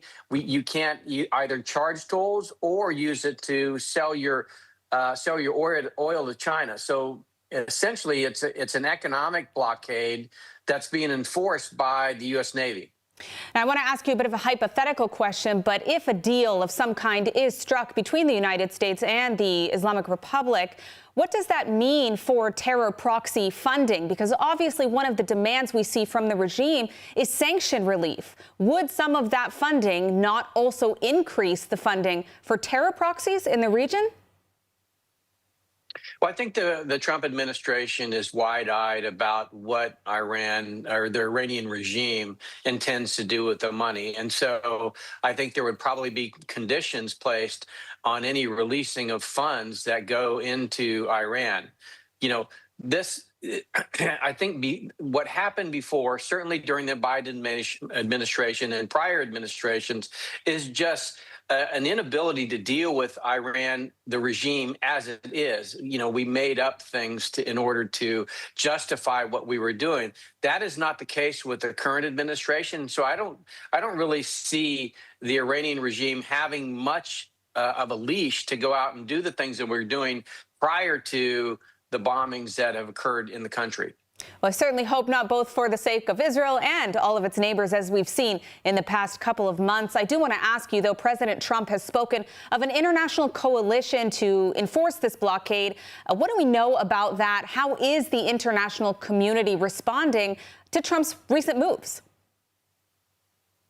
Well, I think you're going to see like UK and France opt out, but I think there's other allies coming to the front. And it really demonstrates how, you know, after 30 plus years after the Cold War, how the alliances with the United States are shaping up in terms of who's really part of the free world and who is essentially standing on the sidelines. And for those that are standing on the sidelines, I think increasingly they're going to be left behind in not just our military relationships, but also our economic and financial relationships as well. Now, we're seeing direct talks between Israel and Lebanon for the first time this week. What is the potential of these talks, and how likely do you think it is that some kind of agreement is reached between the Lebanese government, which is still going to have to contend with Hezbollah, and Israel? You know, I think if you look at what the United States has been doing, you know, there is definitely a new sheriff in town.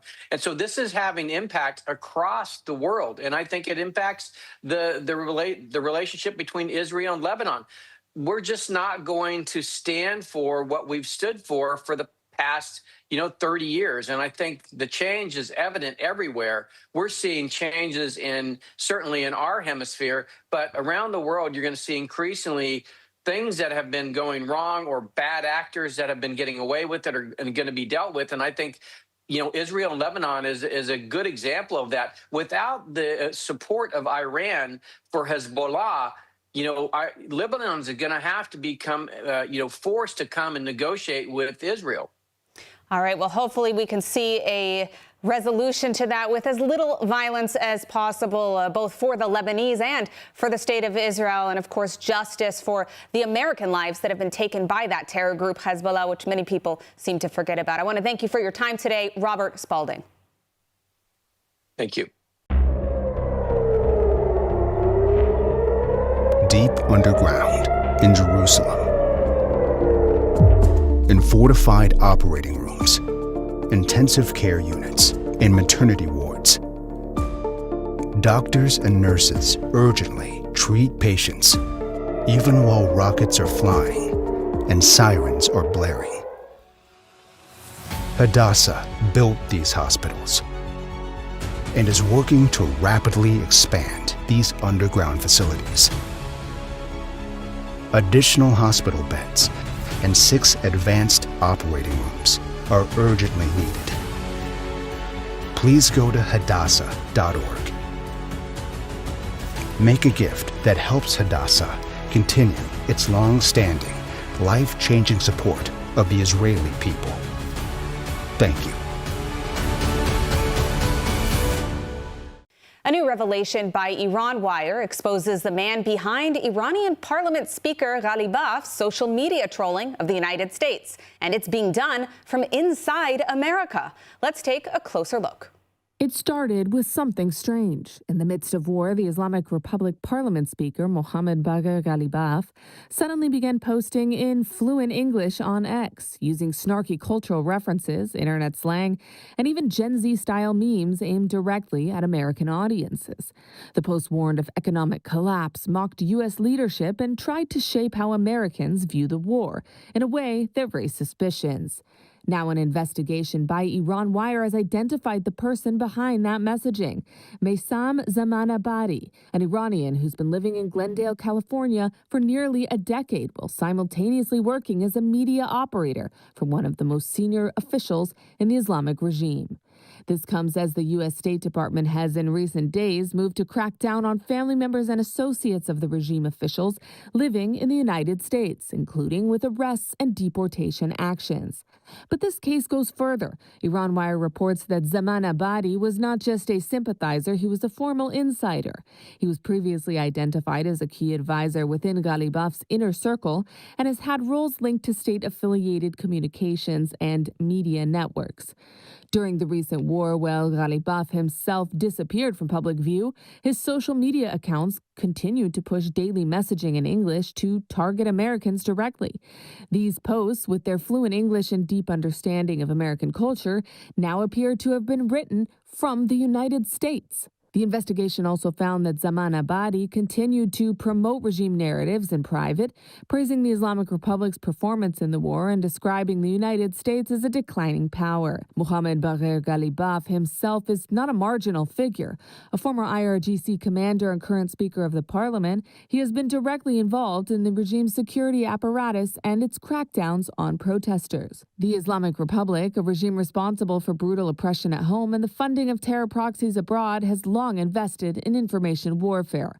What this case reveals is something far more concerning for Americans, that it's occurring on American soil. The man with documented ties to the regime is a former employee and advisor inside its political system, living comfortably in the United States while helping shape its messaging to Americans. In Gaza, the IDF and Shin Bet struck an armed Hamas terrorist cell, advancing imminent attack plans against IDF forces in central Gaza. Among the eliminated, an operative who was part of the cell that fired anti-tank missiles at buildings housing IDF forces and at a tank securing them, an attack that resulted in the deaths of 21 IDF soldiers. Additional Hamas operatives were also eliminated in the strike, including an elite terrorist, a cell commander, a Hamas police officer, and 3 additional operatives. The IDF says the elimination of Bishati marks a significant closing of the circle in response to one of the deadliest attacks against its forces during the war. Prime Minister Netanyahu has congratulated Hungary's Peter Magyar on his electoral victory, while also paying tribute to outgoing Prime Minister Viktor Orban. In a post, Netanyahu describes Orban as a true friend of Israel, saying he stood firmly by Israel in the face of international criticism and supported Israel during its war of self-defense against terrorists.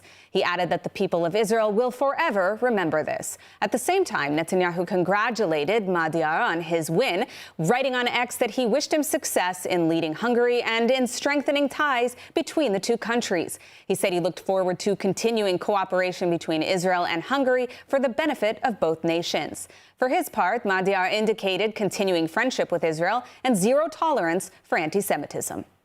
Izrael és Magyarország kapcsolata kapcsán azt tudom elmondani, hogy nyilván van egy speciális viszony Izrael és Magyarország között.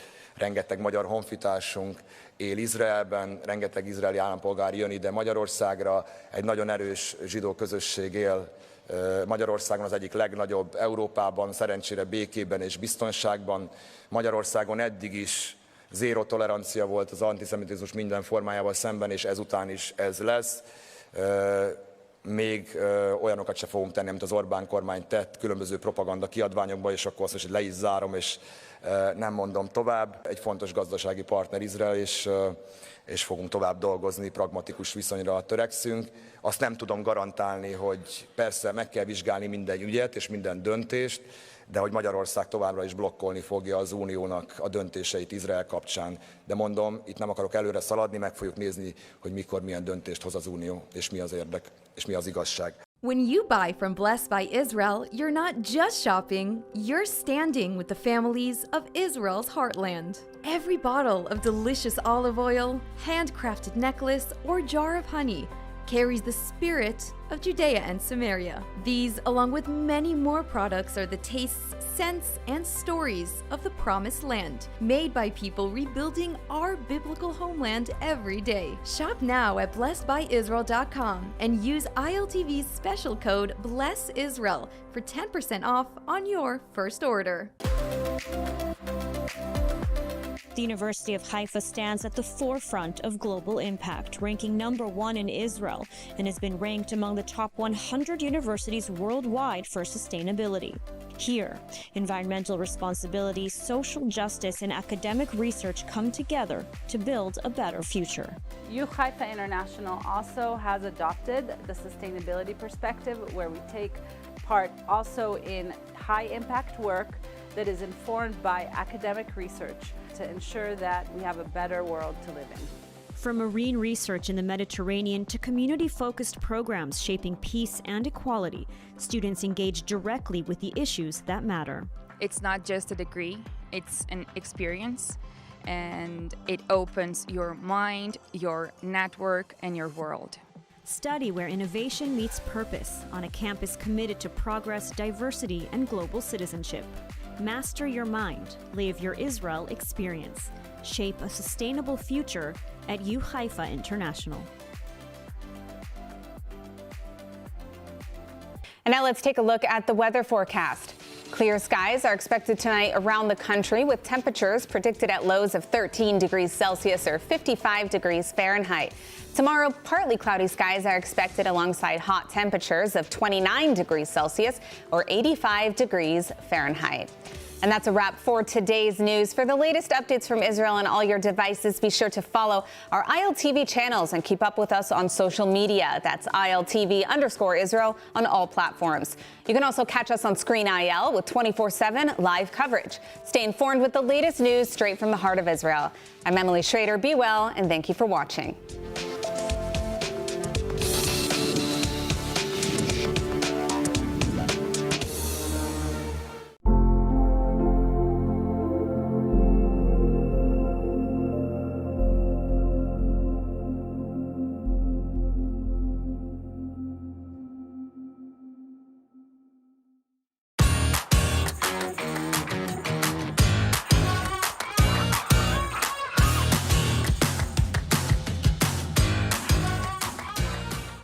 Tonight on ILTV Insider, the region stands at a critical crossroads. Israel and Lebanon are holding direct talks in Washington, even as Hezbollah signals it has no intention of backing down.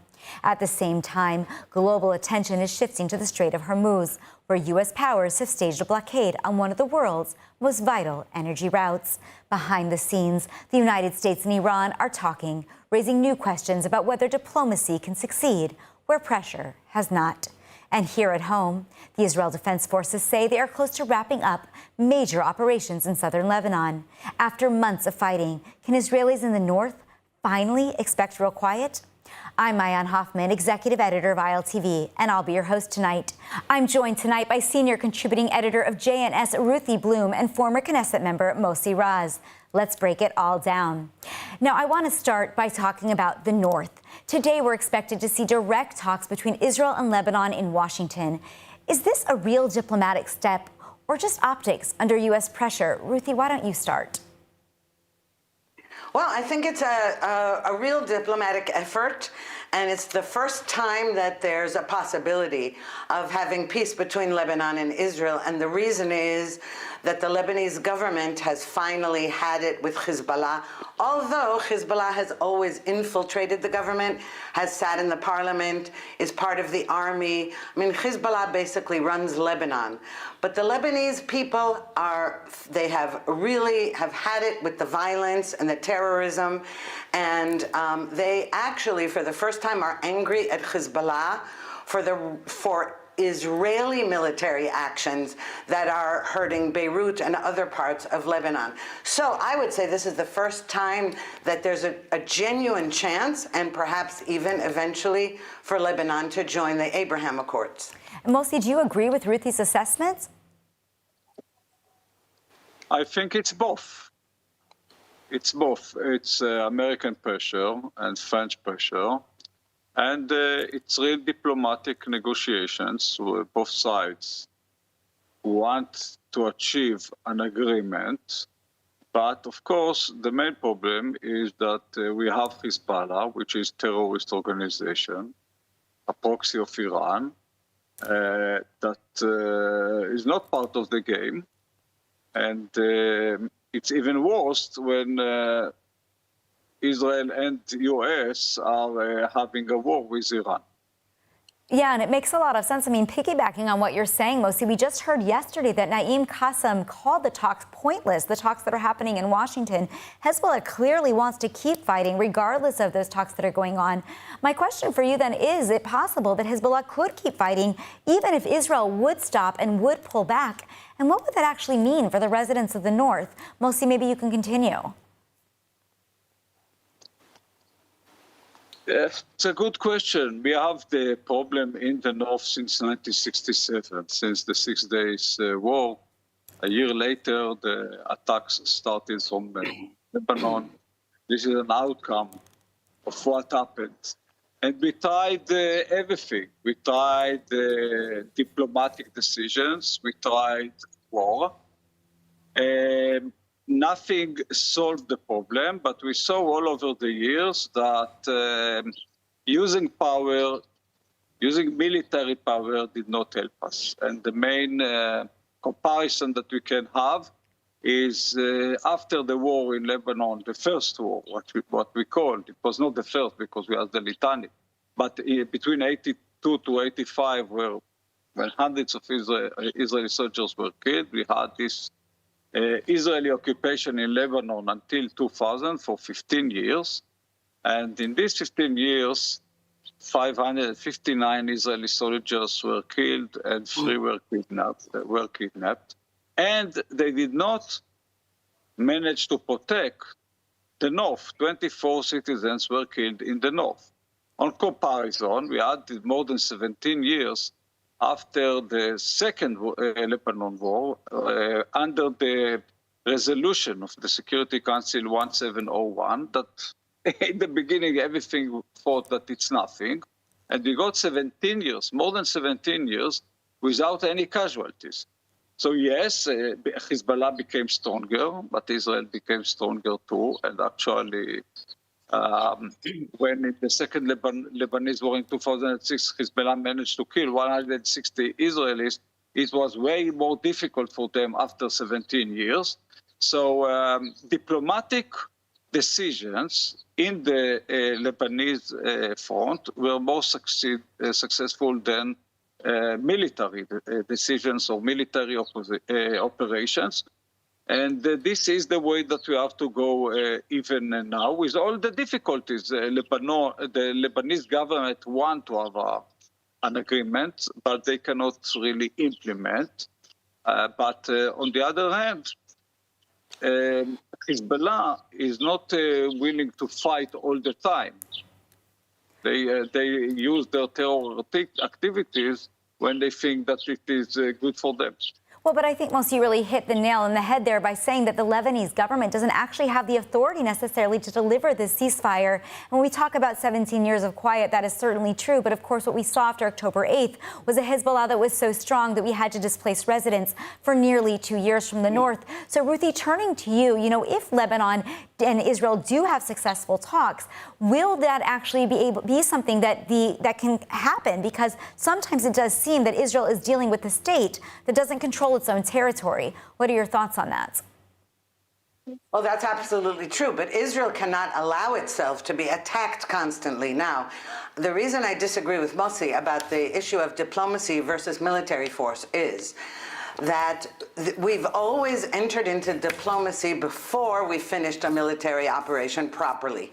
And when you have years of quiet during which the terrorist entities just build up their capacities and dig tunnels, as we saw in Gaza, etc. What you have is quiet, but not peace. It's temporary quiet and a total buildup, and that makes it much, much harder then to defeat these enemies. Now, what's happening in Iran is very relevant to Hezbollah.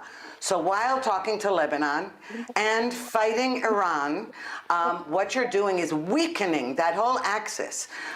You're weakening it by killing its leaders and by destroying its military infrastructure and simultaneously trying to facilitate the Lebanese government or to give it, to empower it. Whether that'll succeed, we don't know. But what we know is that finally Lebanon is interested in doing so. In the past, Lebanon, we had a ceasefire with Hezbollah last year, or maybe it was more than a year ago. But the ceasefire agreement really was with Lebanon, where Lebanon vowed to keep Hezbollah in check and keep it beyond the Litani River, and so that southern Lebanon would be free of terrorism and would not fire rockets on the Israeli north, and it failed to do so. Now, you could say it didn't have the will to do so, it didn't have the strength to do so, but actually that no longer matters. And Israel cannot evacuate its entire north in order to, let the terrorists win. So I'm saying that a victory in Iran and talks with Lebanon, that could see real results. Well, we know that the U.S. is certainly pushing in that direction and looking for those results. And we also heard yesterday from IDF officials that the goals that Israel wanted to accomplish in Lebanon seem to be being achieved. They talked about senior leaders that they've eliminated, weapons that they've confiscated. But I have to be honest with you, we've heard these tapes before. I'm wondering, from your perspective, why you believe that we should actually believe the IDF now. I mean, could the U.S. be pushing for this calm? Israel be excited about potentially, as you mentioned, Lebanon having an agreement, joining the Abraham Accords, but maybe we're really not ready to do that. I mean, have we actually finished the exercise there? And maybe it's too preliminary for those talks. Could you respond? Yes, no, I think it's too early. It's not too early for the talks. It's too early to be that optimistic. Absolutely, we have to finish the job. And what finishing the job means, for one thing, is not succumbing to our age-old conceptia, what we like to call, which is what led to the October 7th massacre in Gaza, which is to say, we buy quiet, call it peace, call it diplomacy, and you're doing that with terrorist entities that do not have the same goal as you. Any deal you make with any entity, and that could be buying and selling an apartment or any kind of deal, you have to have the sides have a similar goal and then work out the details. The jihadists do not have the same goal as Israel or the United States or the West, at least part of the West. And so that's why it's impossible to negotiate deals with them, and that's why the deals between Washington and Tehran are bound to fail. And if they don't fail, that will be a very dark day, because it will mean believing the lies, the deceit, and this will for everyone to have some kind of Western idea of what peace means. And the jihadists don't have that same idea. Well, and I think it's important for us to thinking about deals and thinking about Iran to move to the Strait of Hormuz and what's actually going on over there now. Now, the UK and Spain are suddenly stepping in, saying they're going to hold some kind of summit to get the strait opened. Tell me, why the enthusiasm to get involved now? And do you think it's even going to work? Mosi, why don't you take that one? You mean what? The enthusiasm were in UK and in Europe? Yes, where they're starting to say, hey, maybe we'll have a summit and maybe we'll figure out our own way to get Iran to acquiesce and open up the Strait of Hormuz. I think you have to ask them, but basically what I see is that they didn't want to be part of that war. In Israel, everybody says, Europe is chicken.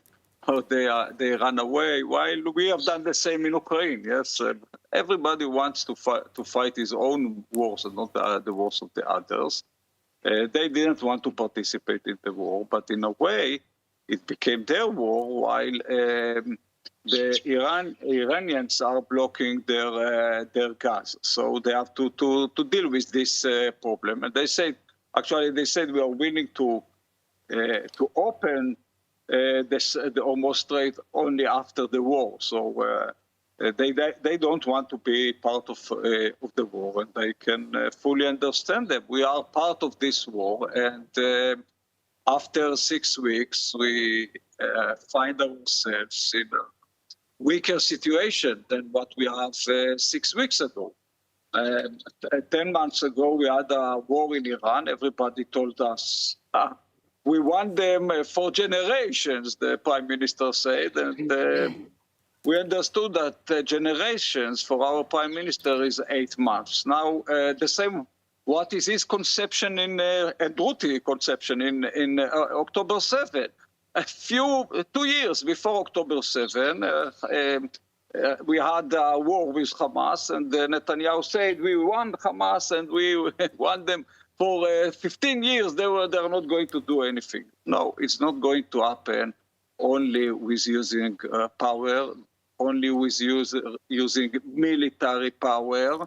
It is okay to use the military power from time to time, but in a way, we are doing that all the time, and it's counterproductive. We see again and again that we use the power, and we find ourselves in the end of the war in a worse situation than we was before the war. And Israel and US are now in worse situation than what we have been before February 28. Ruthie, I'd love for you to respond to that. Oh, I think we're in a far better position than we were on February 28th and also on October 6th, 2023. We're in a far better position. First of all, we woke up to our ridiculous ideas about what quiet means. Second, we have taken out so many missile launchers, terrorist leaders. It's true that Gaza, because of the Board of Peace and right now Gaza, we can't say it's totally finished, but it's way better than it was in October 2023. Iran is completely weakened. That's why they're coming to the negotiating table, to buy time and to try to pull the wool over the eyes of Washington yet again. But President Trump isn't having that, or not so far. Anyway, and what he did with the Strait of Hormuz, by the way, was to say, really, you're closing the Strait of Hormuz? I'll show you. First of all, you don't own it. I'm closing off all of your ports. You won't be able to get oil and gas. It's you who won't be able to. See, this is the way a leader talks to, a victor talks to the defeated party. Now, if in a month or so, America capitulates to some false promises from Iran, then I'll be very disappointed. But so far, I think it's going the way it should be going. Of course, these things don't happen overnight, but I think we're in a far, far better position. And Ruthie, do you believe that this is going to, the blockade is actually going to pressure Iran, or do you think it potentially could just escalate things further? No, of course it pressures Iran. Iran needs that money. Without money, Iran has nothing. Iran has nothing without the money and the buried nuclear material. At the moment, it can't even produce nuclear weapons. At the moment, it can't, because the launchers and the centrifuges and all of their infrastructure has been totally damaged. But it does have 450 kilos or something like that of enriched uranium buried underground. That's one leverage, and they took the Strait of Hormuz as another. And now Trump is saying, sorry, you don't have the Strait of Hormuz. So what's left is the nuclear material. And Trump has been consistently saying that without that, there's no deal. Without that, there's no end to the war. Now, we'll see if he sticks to that or he doesn't. But in the meantime, he's been extremely consistent. I know people say he's inconsistent because of the way he posts on social media. But in fact, on this issue, he has been completely consistent. Well, and at the same time, though, we do know that Washington and Tehran are still talking behind the scenes. So despite, the fact that this blockade exists, Moshe, does that mean that a deal actually is coming in your estimation? Or is this maybe just another stall tactic, potentially even on both sides? I don't know. It's hard to know. I don't know what happens behind the scenes. And there are many things that we don't know. And this is why even we can see this war in different ways. But it's clear that we need the agreement behind the scenes, or do it, on the table or whatever. We need the agreement. The previous agreement that we had with Iran worked, and the last decade, since Trump decided to violate the agreement, Iran became closer to nuclear bomb. I think they didn't want to have the bomb. They wanted to have the opportunity to have the bomb. And even now, when we hear that Trump says, for 20 years, don't go to the bomb, and they say for 5 years, I think it shows that they are intending to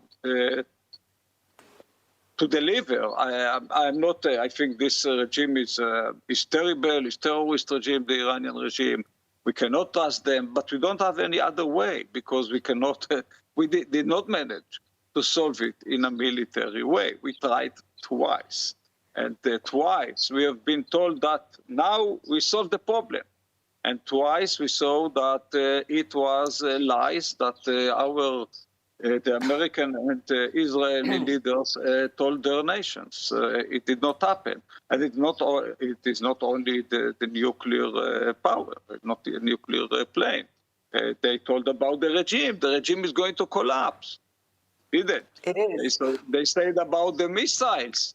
We are going to eliminate their missiles. It didn't happen.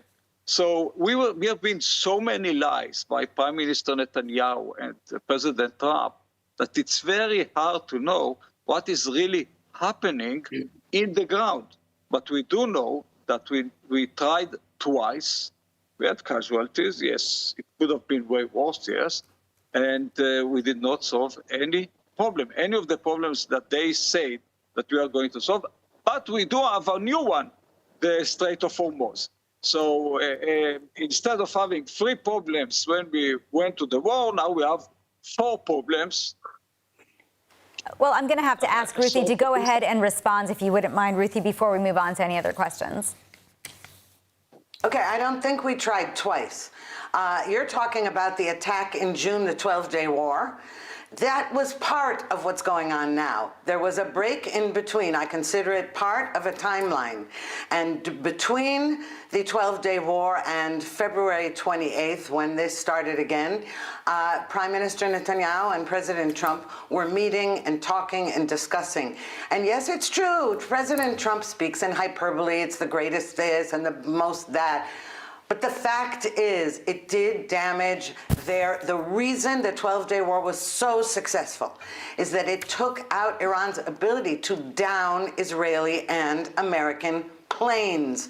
And that's a huge accomplishment. And that's why we, on both ends, have been able to fly over Iran repeatedly with impunity and without getting our plane shot down. It is true that we had two American pilots were downed in Iran, and then they were rescued.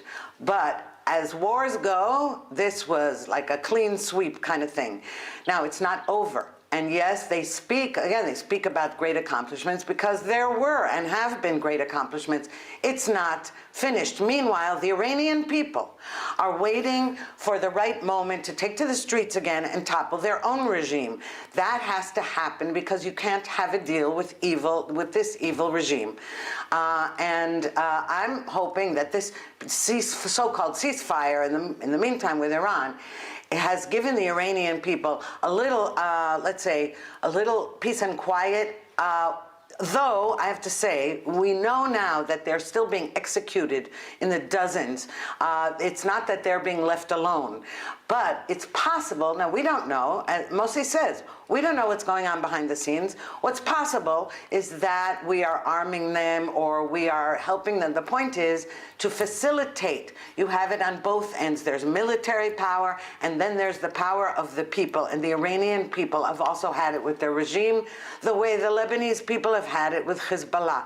And so this is not over, but I see it being very successful. Now, it won't be successful if the West capitulates again to those evil forces. Then it will not be successful, and this will have to happen again and again.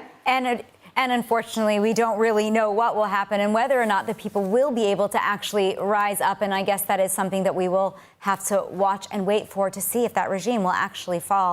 But today's show, we are unfortunately out of time here as well. So I really want to thank both of our guests, Ruthie and Mosi, for being here tonight and wish all of our viewers a safe and pleasant evening. Now, if you found this discussion valuable, please check out the ILTV podcast for a further series of in-depth interviews on YouTube, Spotify, or wherever you get your podcasts. I'm Ayan Hoffman. Thanks for watching. We'll see you next time.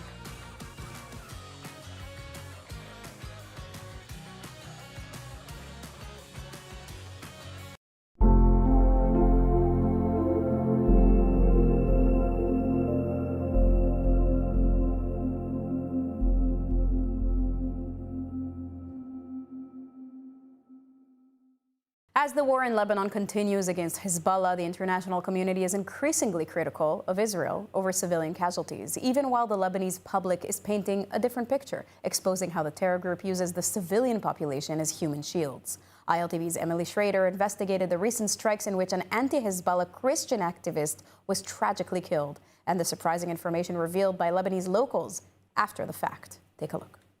Israel has been at war on multiple fronts for more than 2 years. One of the most active is that against Hezbollah, a terror organization, a proxy of the Islamic Republic of Iran. And with those growing strikes in Lebanon has also been an increasing criticism and accusations that Israel is targeting civilians. But an ILTV investigation into a recent incident in Lebanon tells a very different story. On Easter Sunday, in the town of Ain al-Sada, an Israeli strike hit a residential building, killing Pierre Muawad, a Christian anti-Hezbollah figure, along with his wife. Almost immediately, the narrative took hold. Lebanese civilians targeted. But according to Arab-Israeli journalist Youssef Haddad, who investigated the incident, what happened inside that building tells a very different story. Pierre was never the target. And in fact, the IDF targeted the IRGC Quds force, who actually was there. And unfortunately, due to the fact that this building was very old, and due to that strike on that target, Pierre got hurt as well, and his family. Already, his death is being used as proof that Israel targets civilians. But here's where the story gets interesting.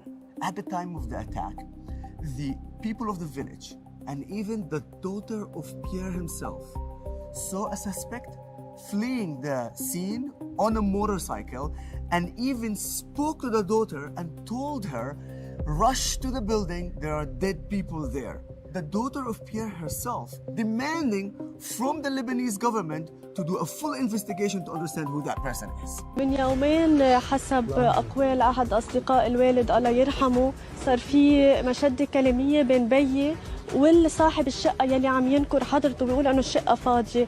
فرضاً فاضي، لا ما يقول ما في حدا بالشقة. أولاً أخته ساكنة بالشقة وصار لها زمان كتير وبشكل دايم.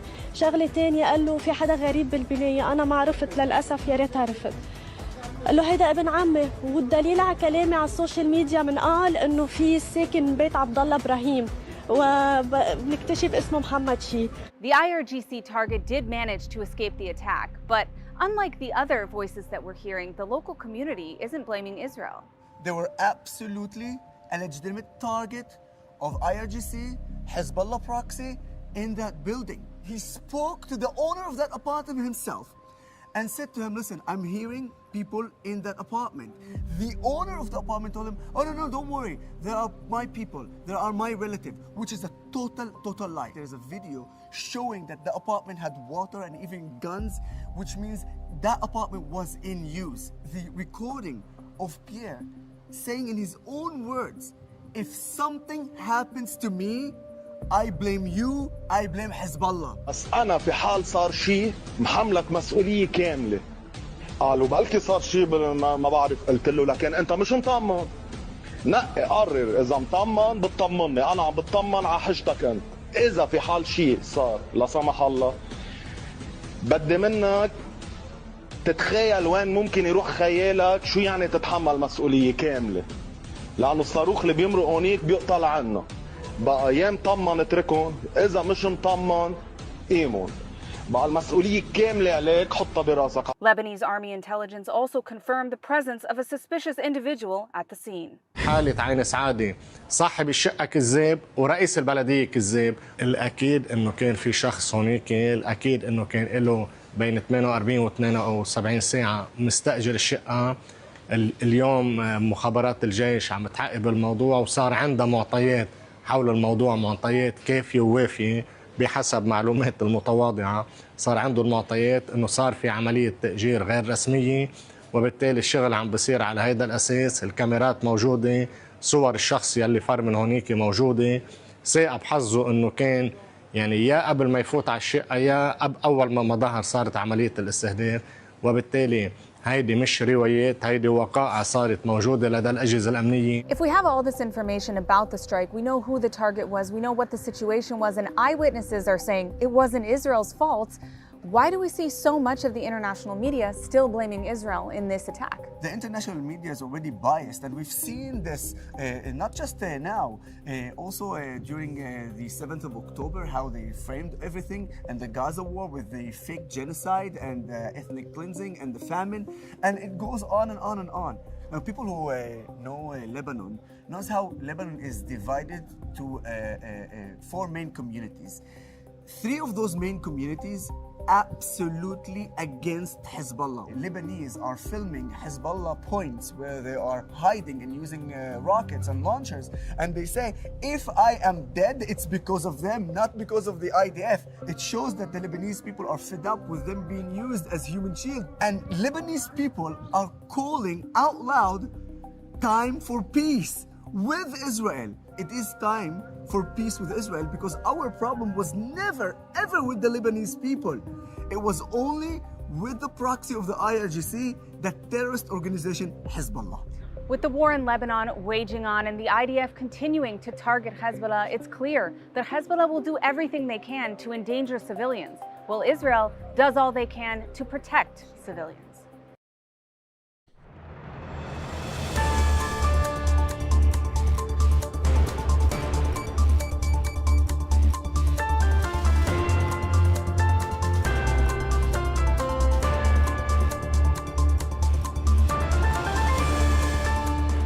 Welcome back to ILTV on the Hour. I'm Caleb Ben David, coming to you live from Israel with all the headlines and stories from here and across the region. Here are the latest developments. U.S. and Iranian officials are reportedly close to agreeing to extend the current 2-week ceasefire that is due to end on April 22nd. This according to a report from the Associated Press. Now, this comes after U.S. President Donald Trump said talks with Iran could resume in Pakistan as soon as within the next 2 days. Trump told the New York Post there is a possibility of movement on diplomacy in the near term. In other comments that Trump made to ABC News, the president predicted what he called an amazing 2 days ahead as diplomatic efforts continue. Trump said a deal remains possible, adding he believes a negotiated outcome would allow Iran the chance to rebuild. He also claimed the current Iranian leadership has changed, saying the radicals are gone, but he cautioned the situation could develop in different directions.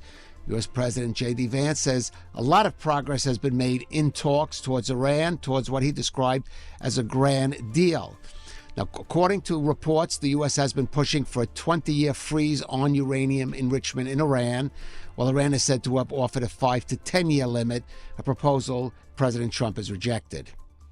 Meanwhile, U.S. Central Command says it has fully implemented a maritime blockade of Iran. The announcement comes just 36 hours after the operation began, with the CENTCOM commander, Admiral Brad Cooper, saying U.S. forces have effectively halted economic trade into and out of Iran by sea. According to the U.S. military, the blockade targets Iranian ports and shipping routes aimed at cutting off the regime's ability to export oil and import military or economic supplies. Historic talks between Israel and Lebanon have taken place in Washington, D.C., marking the first open diplomatic between the two countries in more than 4 decades.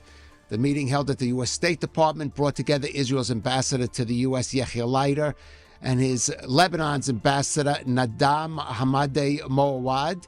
alongside senior American officials. The talk comes amid fighting between Israel and Hezbollah in South Lebanon, with rocket fire and drone attacks continuing along Israel's northern border. Israel's made clear its military operations will continue regardless of the diplomatic track as it seeks to degrade Hezbollah's capabilities. Hezbollah has rejected the talks, with its leader warning the group is prepared for further escalation and will not accept demands to disarm. U.S. Secretary of State Marco Rubio, who chaired the meeting in Washington, said the aim is to lay the groundwork for a lasting peace that allows both Israelis and Lebanese to live in security and prosperity. As that meeting got underway, Lebanese President Joseph Aoun said he hopes the talks mark the beginning of the end of suffering in Lebanon, adding the only solution is for the Lebanese army to deploy along the international border. Now, after the meeting, Ambassador Leiter had this to say. We are both united in liberating Lebanon from an occupation power dominated by Iran called Hezbollah. Lebanon is under their occupation, and we are suffering from their constant barrages of missiles and terror attacks trying to cross our border. We talked about a number of things, and most importantly, the vision, the long-term vision, where there'll be a clearly delineated border between our countries, and where the only reason we'll need to cross each other's territory will be in business suits to conduct business or in bathing suits to go on vacation. Ambassador Yechiel Leiter. Well, that is a wrap for this edition of ILTV on the Hour, broadcasting live from here in Israel, in the heart of the Middle East. We're here every hour on the hour with the latest breaking developments, in-depth reports, and exclusive insights. Of course, you can continue to follow us on also our social media platforms and our app. You can scan the QR code there on your screen for that app. Thank you for joining us. I'm Caleb Ben David for ILTV.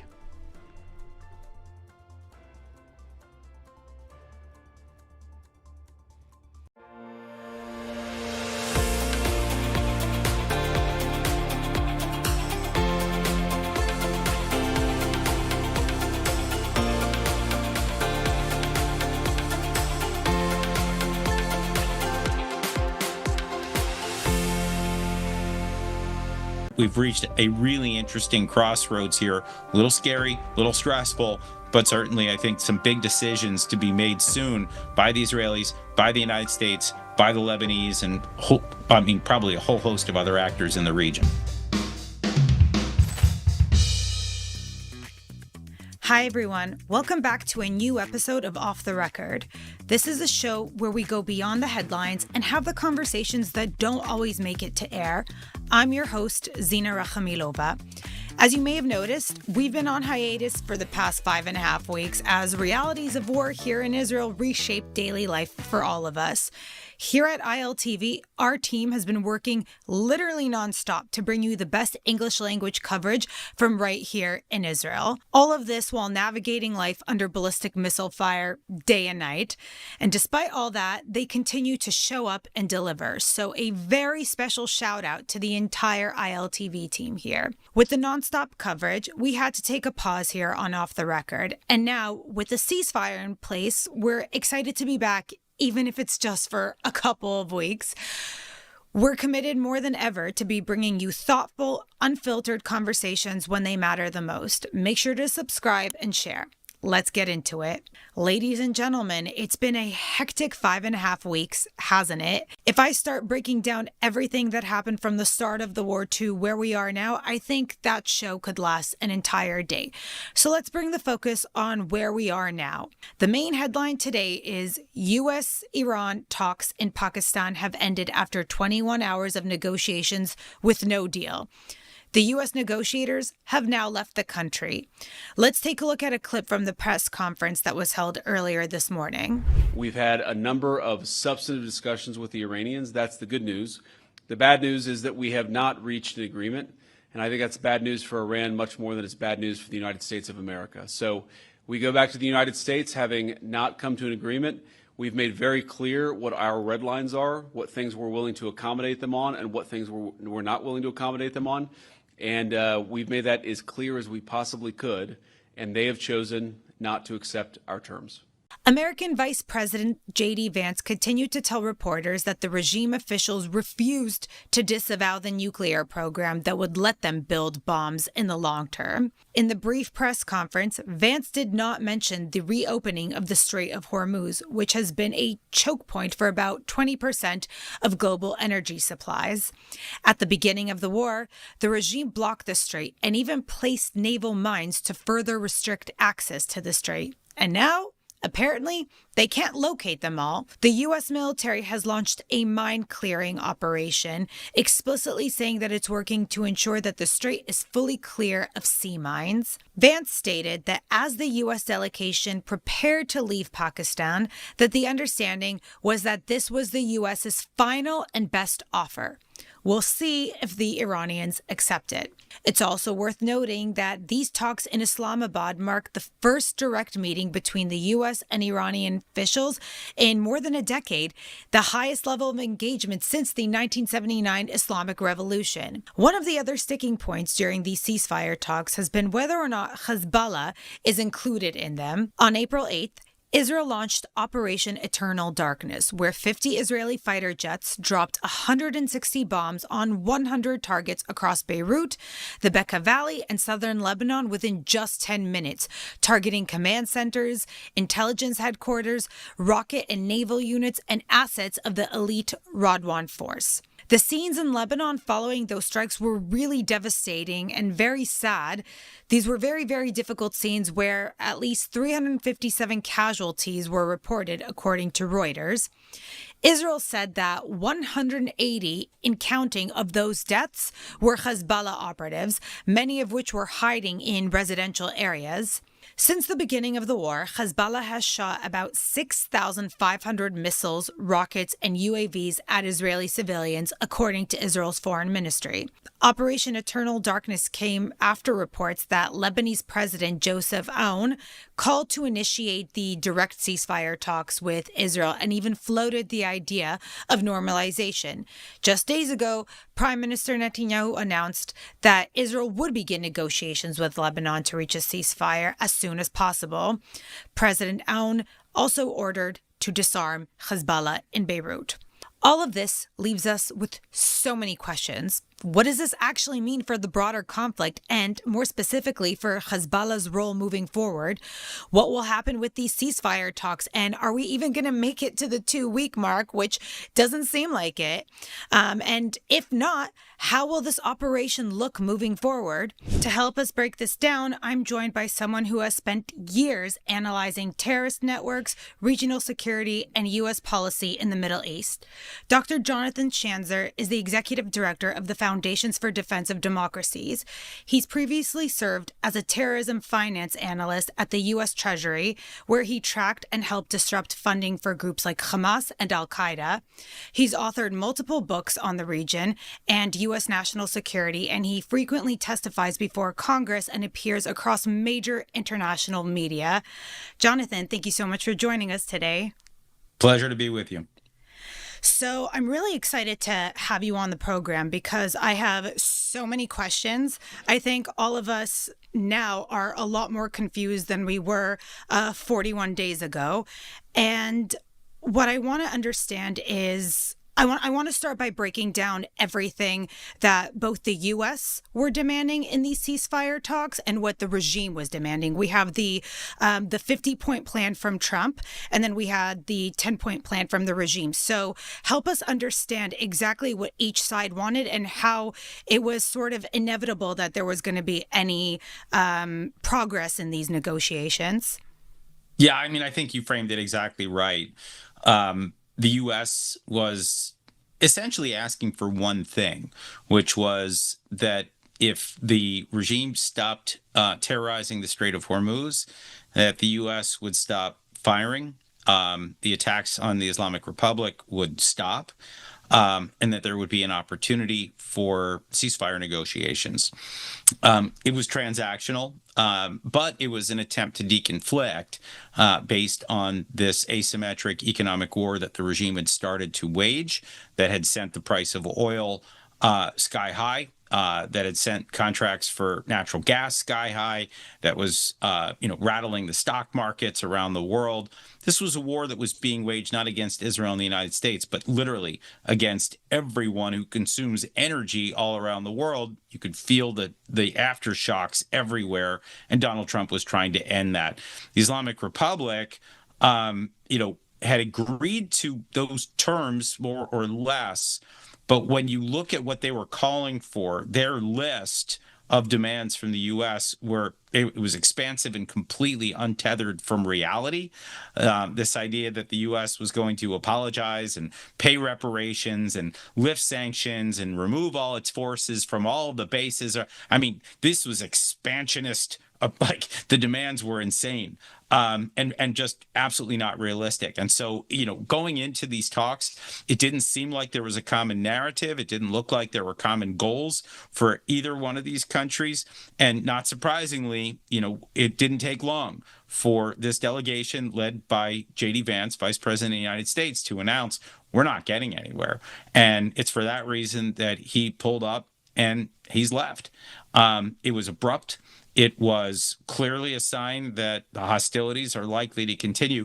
The question right now is whether the United States is willing to hang in there and to slug it out with this regime, and ultimately to figure out how to get that Strait of Hormuz open and to put enough pain on the regime to either collapse it or to get it to capitulate. All of that seems pretty complicated right now. Israel's position probably hasn't changed very much. They continue to hammer away at the regime and all of its proxies with the idea of just, beating them, right? This is kind of zero sum for Israel. For the United States, I think there's some complexity here as we talk about a wider energy and economic war. So then do you think that the pause was specifically for economic relief or for maybe more legitimacy to continue the campaign moving forward, in the sense that if you at least make it seem like you are negotiating in good faith, and J.D. Vance said that Trump actually told them to come in and negotiate in good faith, because everything you said is not surprising. We knew that this regime was going to lie. They've historically lied, and they've historically been able to beat the U.S. at the negotiating table, not militarily. So the question, what was the point of these ceasefire talks if we sort of knew that this was going to be the end result? Yeah, look, we didn't know. I think there was a high likelihood that this was going to be the result. What's so interesting to me is that, Donald Trump, I think, is the self-styled ultimate, deal maker, right? And he sees himself as, one of the world's best negotiators. And then he goes in and he's going toe-to-toe, or at least he's sending people in to go toe-to-toe with the Islamic Republic. They see themselves. They're the self-styled ultimate negotiators. So you have this kind of clash of titans here. I think there had to be an attempt to bring about some quiet here. Pakistan playing the role here was a little odd, but also even a little logical. Odd because this is a state sponsor of terrorism and an illicit proliferator that has raised its hand to try to get a state sponsor of terrorism and illicit proliferator to reach a deal with the United States. But, the Pakistanis, they represent the interests of the Chinese to some extent, and the Saudis to some extent. So there was an effort to try to get to yes. Not surprising that we've heard the word no, but let me also just say, at the same time, the two sides have agreed to continued indirect talks, which means messages are going to continue to be passed back and forth. I don't think that gets us anywhere in the short term. Medium term, it does leave the door open for more talks. If, for example, the Islamic Republic feels like it's getting too weak and too beat up by American and Israeli strikes, it also gives the U.S. an out. If the cost of oil goes up too high, the pain at the pump is too much for Americans to bear. So there's still some safety valves. But yeah, we're I think back on the trajectory of intense fighting, and I would expect it probably in the hours or maybe days to come. Okay, so let's say hypothetically that the ceasefire holds and that it goes well past the 2-week mark and we're there, and this is what we're left with, the situation we're in now, which was our reality here in Israel. Like just yesterday, a lot of us thought that, is this where we're left? A lot of people, and I see this a lot in American sentiment, that people are struggling to understand how things aren't worse than they are from 41 days ago. Obviously, the regime has been significantly degraded, but especially for Israel, none of the military objectives were met. The regime still has its enriched uranium. They still have ballistic missiles. China's supplying them with the material to make more, and they have about 50% of their launchers left. And Hezbollah, especially, is still posing a major existential threat to Israel. So we're still in the fog of war. So it's really, really difficult for people to really appreciate and understand that even if things were left as is, that the regime has been weakened. Can you sort of break that down for us so that we understand what impact both the U.S. and Israel had in these last 41 days? Yeah, I mean, look, let me start by just saying that the Israelis are they're in a much better place than they realize. I mean, that's of no consolation when you have to go into shelter and, and kids are running wild and you can't go to work and, you haven't seen sunlight. I mean, those are things that you can't, you're going to have Israelis that are inconsolable as it comes to those issues. That's a psychological thing. I mean, and you could argue that the regime is waging a psychological war against the people of Israel, testing their patience, testing their strength. And that test is going to, unfortunately, it looks like it's probably set to continue. But when you look around the region and you look at the 7 fronts where Israel was fighting, I don't think there's any doubt that the enemy is weaker on every one of those fronts. In some cases, vanquished. In some cases, their power has been reduced by half or more. And it continues, right? So when you look at what's happened with the Islamic Republic, right? They have lost their Navy, their Air Force, their top leaders. There's chaos within the decision-making structures. Yes, they still have fissile material buried beneath I don't know how many tons of dirt. You still have, ballistic missiles. They were never going to be zero, by the way. There were always going to be ballistic missiles. The question of how many launchers. And you could see that their ability to launch has gone down significantly since the first day of this recent round of fighting. But that doesn't mean that they're not able to rearm and restock thanks to Russia and China. And it doesn't mean that they can't continue to wreak havoc around the region. That's, unfortunately, the way wars go. There are ups and downs and swings that go both ways. And that's the kind of thing that you should expect, difficult as it is to digest. With Lebanon, I mean, it's fascinating right now. You have a weakened Hezbollah for sure. Given the wave of strikes that Israel's carried out, and given the fact that southern Lebanon is being cleared out, and the ability for Hezbollah to attack the northern communities, I think, has been reduced significantly. But I think even more importantly right now, there's this fascinating window that's just opened where the Lebanese government has announced that it will not be beholden to the Islamic Republic's decrees as it relates to what is included in the ceasefire and what is not.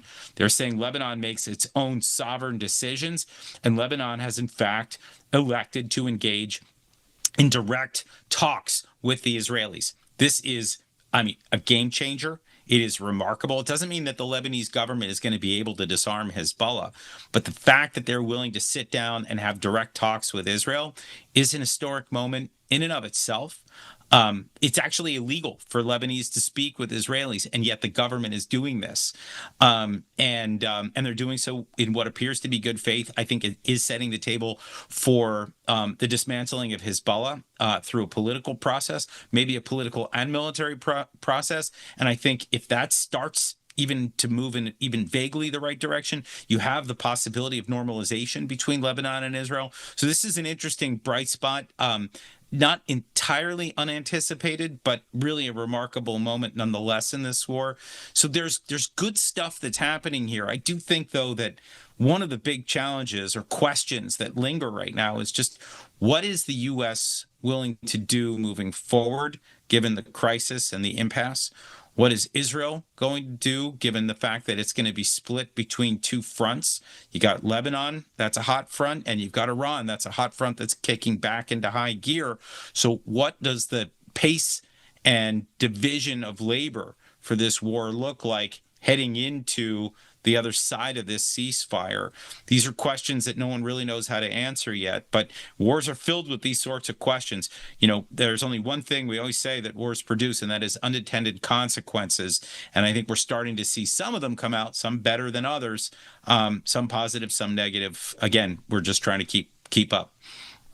Amazing. So you actually hit my question about Hezbollah and the normalization with Lebanon, because I wanted to really understand how you think it was possible for there to be any sort of normalization with Hezbollah so still deeply embedded within Lebanese society the way that they are. And so you think that through some sort of agreement, normalization agreement with Lebanon, that they could work together to really properly dismantle Hezbollah. What would that look like, do you think? I mean, you asked me, I have no idea, right? I mean, there's a couple of questions. I mean, one, you have the confessional system in Lebanon where Shiites still have a seat at the table, and those Shiites, the Speaker of Parliament, Nabi Berri, is very pro-Hezbollah. He's part of this government, and I don't know how we navigate through that, but I do think that there's going to be some interesting political debates that are going to start to occur inside Lebanon about all of this. And I think we got to watch and wait to see how those evolve. There's the question of the Lebanese armed forces, which are traditionally weak and lack the will or the professionalism to do what is necessary to remove or weaken Hezbollah. So what does this mean? That there are talks with the Israelis? They're trying to get the Israelis to stop fighting, and they're saying that they're serious about removing Hezbollah, but without the physical ability to do so, right? The military ability to do so. Israel is sort of in this spot where they're being asked to trust and not likely to see the outcome that they want. It does look like Israel's military plans are probably, paradoxically, maybe one of the best chances for peace. In other words, if the Israelis are able to successfully destroy a lot of that Hezbollah infrastructure and to take out a lot of those leaders, it actually may help the Lebanese government assert more power. But then again, if Israel has laid waste to significant assets across Lebanon, are the Lebanese people still going to want to engage with Israel at the end of this, right? I mean, there is this balancing act that I think they're going to have to figure out how to strike that balance, and it's not easy. But I think that's what these conversations are going to be about at the State Department under U.S. auspices, the question of how to get to that final destination that both sides want, which is, it's interesting. The Lebanese government and the Israeli government want the same thing. They want sovereignty for Lebanon. They want the non-state actor that is, doing the bidding of the Islamic Republic. They want it gone. That's the mutual agreed upon goal here. That's really positive. But all the steps to getting to that final place, that's the hard part, and that's what they're going to have to start wrestling with. And whether that has an impact on Israel's decision-making as it relates to the military activities in Lebanon, that's a question that we're going to have to find out about. But, look, the return of the front with Iran may actually necessitate that Israel pivot away from the constant bombardment of Hezbollah to going back with those F-35s and striking assets belonging to the regime. Again, we've reached a really interesting crossroads here. A little scary, a little stressful, but certainly I think some big decisions to be made soon by the Israelis, by the United States, by the Lebanese, and probably a whole host of other actors in the region.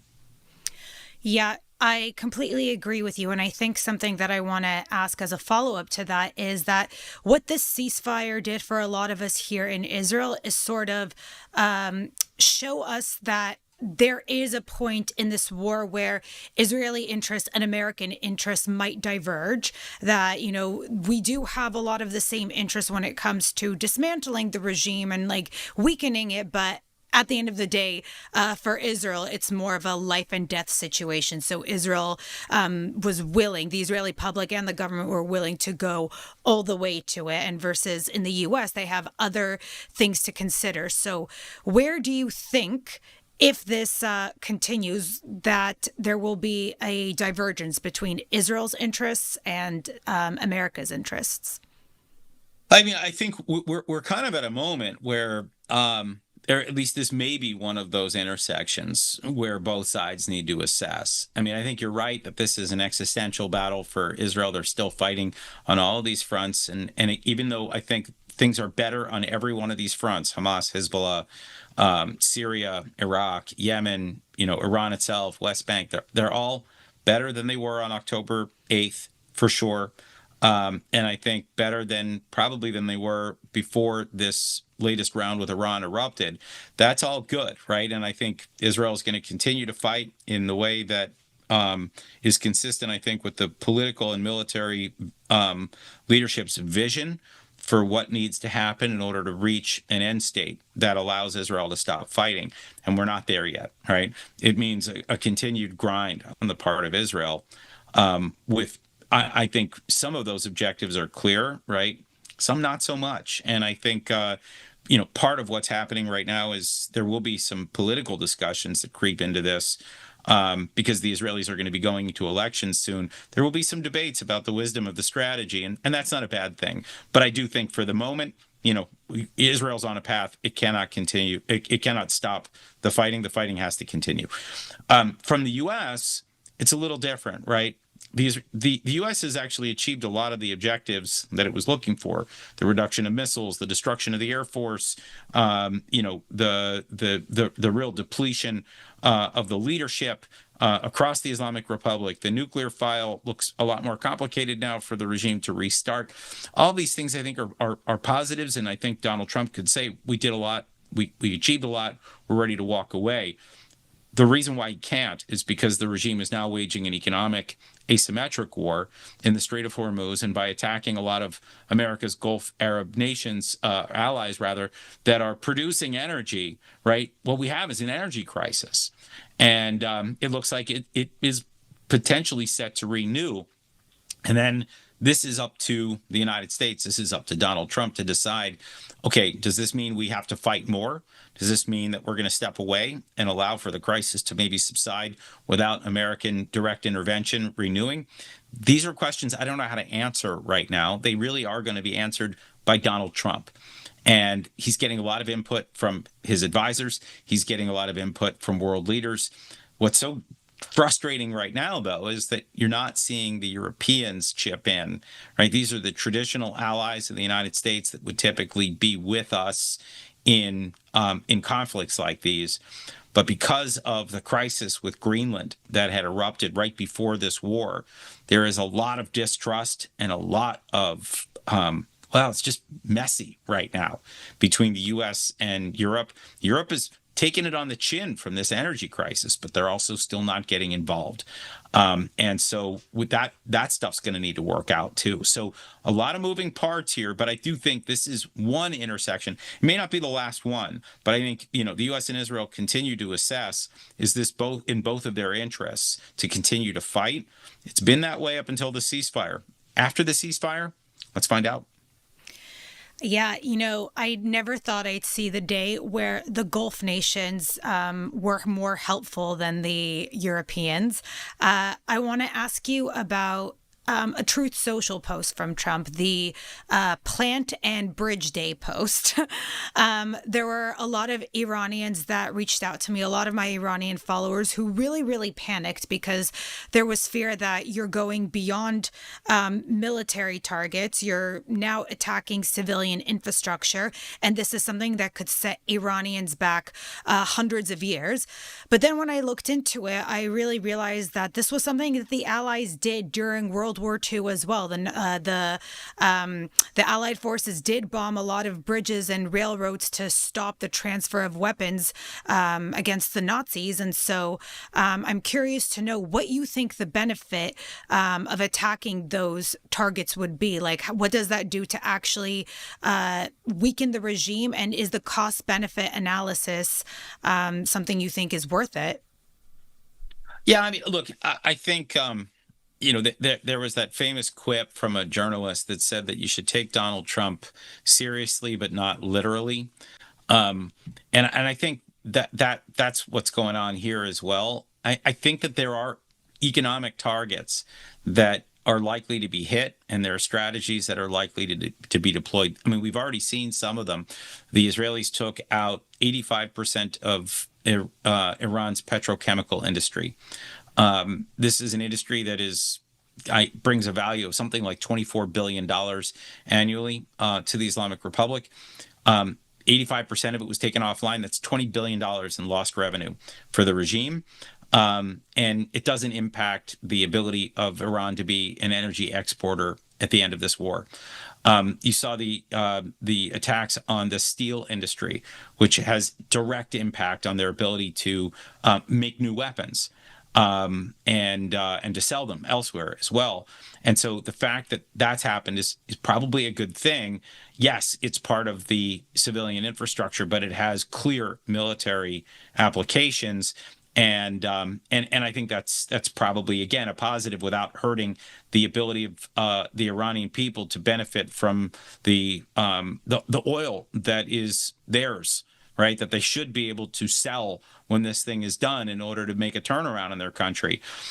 There's talk right now with the ceasefire collapsing that maybe the U.S. would put a siege on the Strait of Hormuz, so that Iranian ships carrying oil cannot leave or come in. And this would be, again, this is a way of waging economic war without necessarily destroying all that infrastructure that the Iranian people are going to want, that will allow them to be prosperous and to enjoy a good life if and hopefully when the regime falls. So I think there's some middle ground here, but I do think that this next phase is going to be interesting. Both sides have had a chance to assess their relative strengths and weaknesses as they head into another round. That is ultimately what ceasefires do. They reload, they rearm, and they reassess. And that's what's happened over the last couple of days. And so now comes the question of whether the U.S. gets back in there with the Israelis and we see more economic targets being struck that sap the regime of its ability to pay its own people. Or to pay themselves, right? These are things we're just going to have to watch and wait and see. So one final question, and for me, this is, I think, the most difficult one to answer. When we talk about regime change, obviously that was not the stated purpose of these attacks against the regime, but definitely they reiterated to create the conditions for Iranians to eventually be able to topple the regime. And I'm just curious as to what you think that would actually look like, because in my eyes, without boots on the ground and without arming the Iranians, I don't see how it's really possible, even if you have such a dramatically weakened regime. And so what do Iranians need? What can the world do to really support Iranians to ensure that that's something that happens in the future? Yeah, I mean, great question. I think the likelihood of bombing the regime into submission or capitulation or surrender, not likely. And I think we probably all knew that going in, that, gone are the days where countries will have a surrender ceremony. I can't remember the last time the U.S. has won a war outright where the other side said, yeah, we give up. I mean, it's probably Japan after World War II. So, and especially when you're dealing with the Middle East, the Israelis, I think, know this better than anybody. When you have these ideologically, zealous regimes and terror groups, they never want to surrender. I mean, Israel has destroyed Hamas I don't know how many times, and every time you see their leadership get out, stand on top of a big pile of rubble and twisted rebar and flash that V for victory sign saying, we survived, therefore we won. That is exactly, I think, what we should expect from the Islamic Republic. So yes, we need to get to another phase of this where the Iranian people get what they need in order to rise up. Here's where I think we can talk about a few things. One is the covert activity that's needed, where, the U.S. and, Israel, or maybe just Israel, or maybe, Israel, the United States, Azerbaijan, Saudi Arabia, UAE. I mean, there are a lot of countries right now that have an axe to grind with the Islamic Republic. This Islamic Republic, I mean, everybody wants to bring down this regime right now after the attacks that it has launched around the entire region.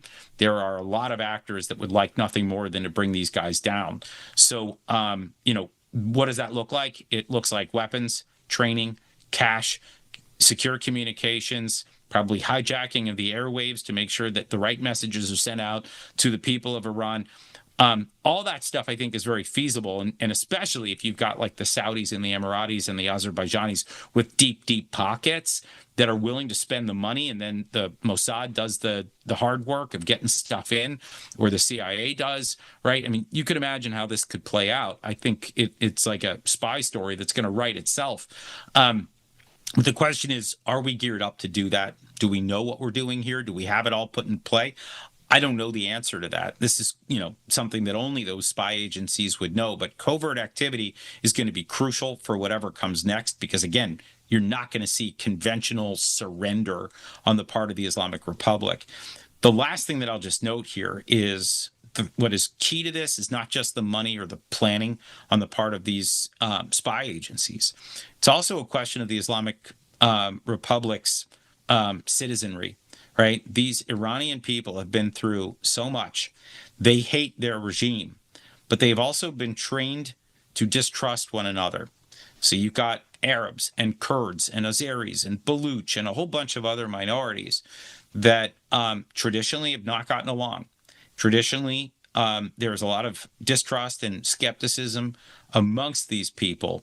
So there are challenges ahead in terms of unifying the people and getting them what they need, while continuing to soften up these targets across the Islamic Republic, right? We can see where this should go, but there's a lot of moving parts. It's not simple, but, I think it's the best chance we have for a different Middle East. Jonathan, thank you so much for letting me sort of grind away at all of these difficult questions. I really appreciate your time, and hopefully we'll have you back on soon. Happy to do it. As always, the headlines move fast, but the reality on the ground is much more complicated. We're watching a moment where nothing is fully resolved, and we are at a crossroads. The fighting may have paused for now, but the core issues still remain: Iran's nuclear ambitions, Hezbollah's continued presence, and the broader question of what real security in the region is going to look like. There are still major gaps, still many unanswered questions, and still a lot at stake, not just for Israel, but for the entire region. We'll continue to follow it and closely bring you the conversations that go beyond the surface, because that's what Off the Record here is all about. Thank you so much for being with us. I'm Zina Rachamilova, and we'll see you next time.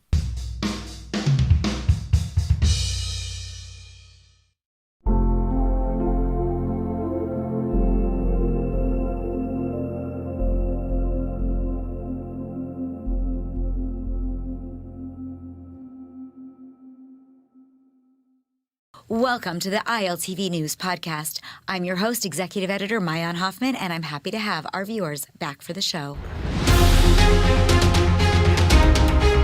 Today, we're spotlighting an inspiring example of global education, innovation, and collaboration, right from the heart of Haifa.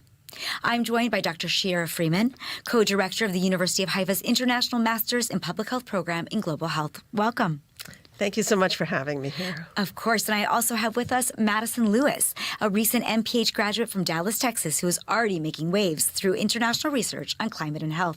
Thanks for being here. Thank you so much for having me. Of course. Now, together, we're going to explore why health leadership matters now more than ever, how one university, University of Haifa, is helping to shape the next generation of global change makers.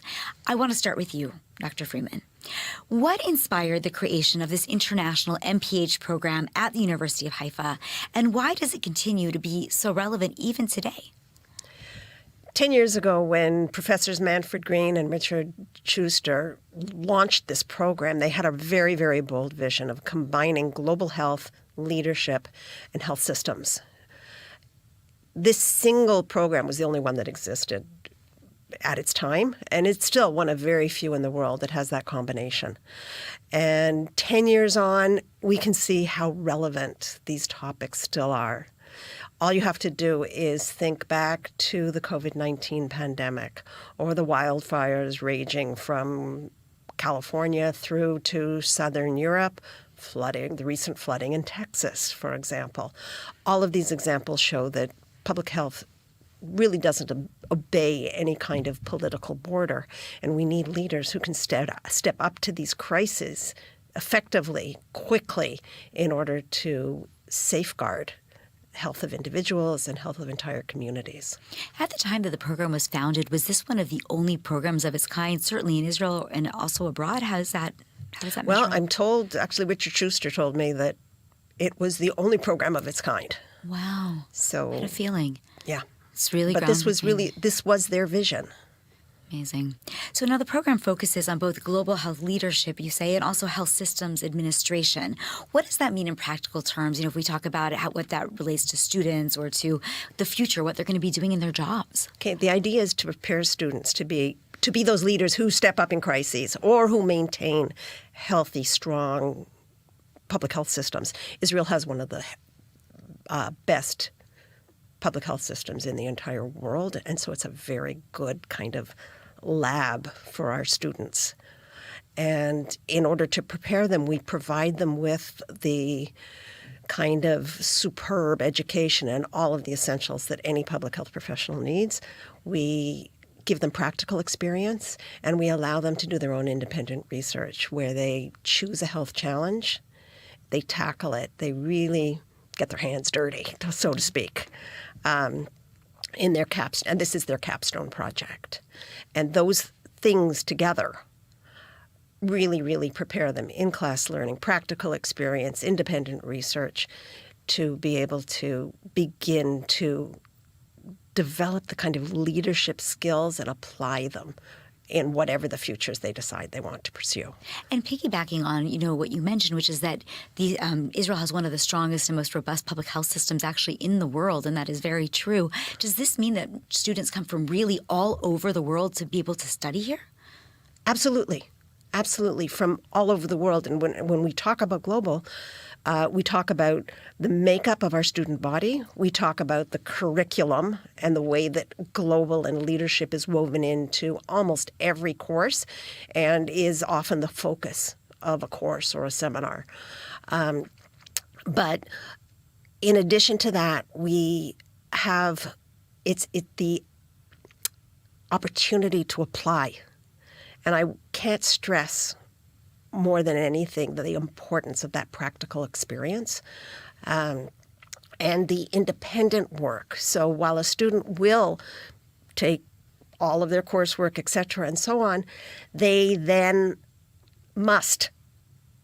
Now, I called it an opportunity, but it's also an obligation to apply, to use before they graduate. And then they really are prepared to walk out of the program once they've graduated and do the same thing in a real-world setting. Unbelievable. Now, you experience this, emphasize this global leadership in an interdisciplinary context. Can you share a specific example then of what that looks like actually in the classroom or during the applied practice experience? Give me one specific example of how that carries out. And then also I'd love for you to relate it to the role that they play when they leave the school, meaning what job do they have after that? Okay. Well, I'll give you an example of a particular practicum that one of our students did. Great. She is a physician from Colombia, and she did her internship with Magen David Adom. Magen David Adom is Israel's National Emergency Medical Services Association. And there what she was able to do was actually apply the skills that she already had as a physician, but in an emergency setting. She was able to learn about disaster planning and decision-making under pressure in the field. And that is not something that any student can get from a course. Right. And what did she do after that? She is currently pursuing her medical profession here in Israel. Oh, wow. Okay. Yes. It was kind of, the degree for her was kind of a step into the Israeli medical landscape. Okay. But every student has a different background and every student has a different ambition. And the practicum is designed to allow them to pursue whatever it is their interest and their passion is. Do a lot of them take that back home to their home countries and help apply it there? Yes. Fascinating. Now, the program brings together issues like ethics, epidemiology, environmental health, and policy. Why is it important for students to understand the intersection in so many different fields? Public health is inherently interdisciplinary. Students have to understand many, many, many different fields, but more important than that understanding of individual fields, they absolutely have to understand the connection between them, because what they will be doing as leaders is connecting the dots, bringing different stakeholders together in order to make change. They have to understand how things connect, and they have to understand how to connect different people and different sectors with different interests. So I'm going to turn to you, Madison, in just a moment, but I do want to ask you just one last question before we move over, which is about this word leaders. You know, we call it leaders. These are leaders in the program. They're going out to be leaders. Most of the time, when people go to get a master's degree, they are students.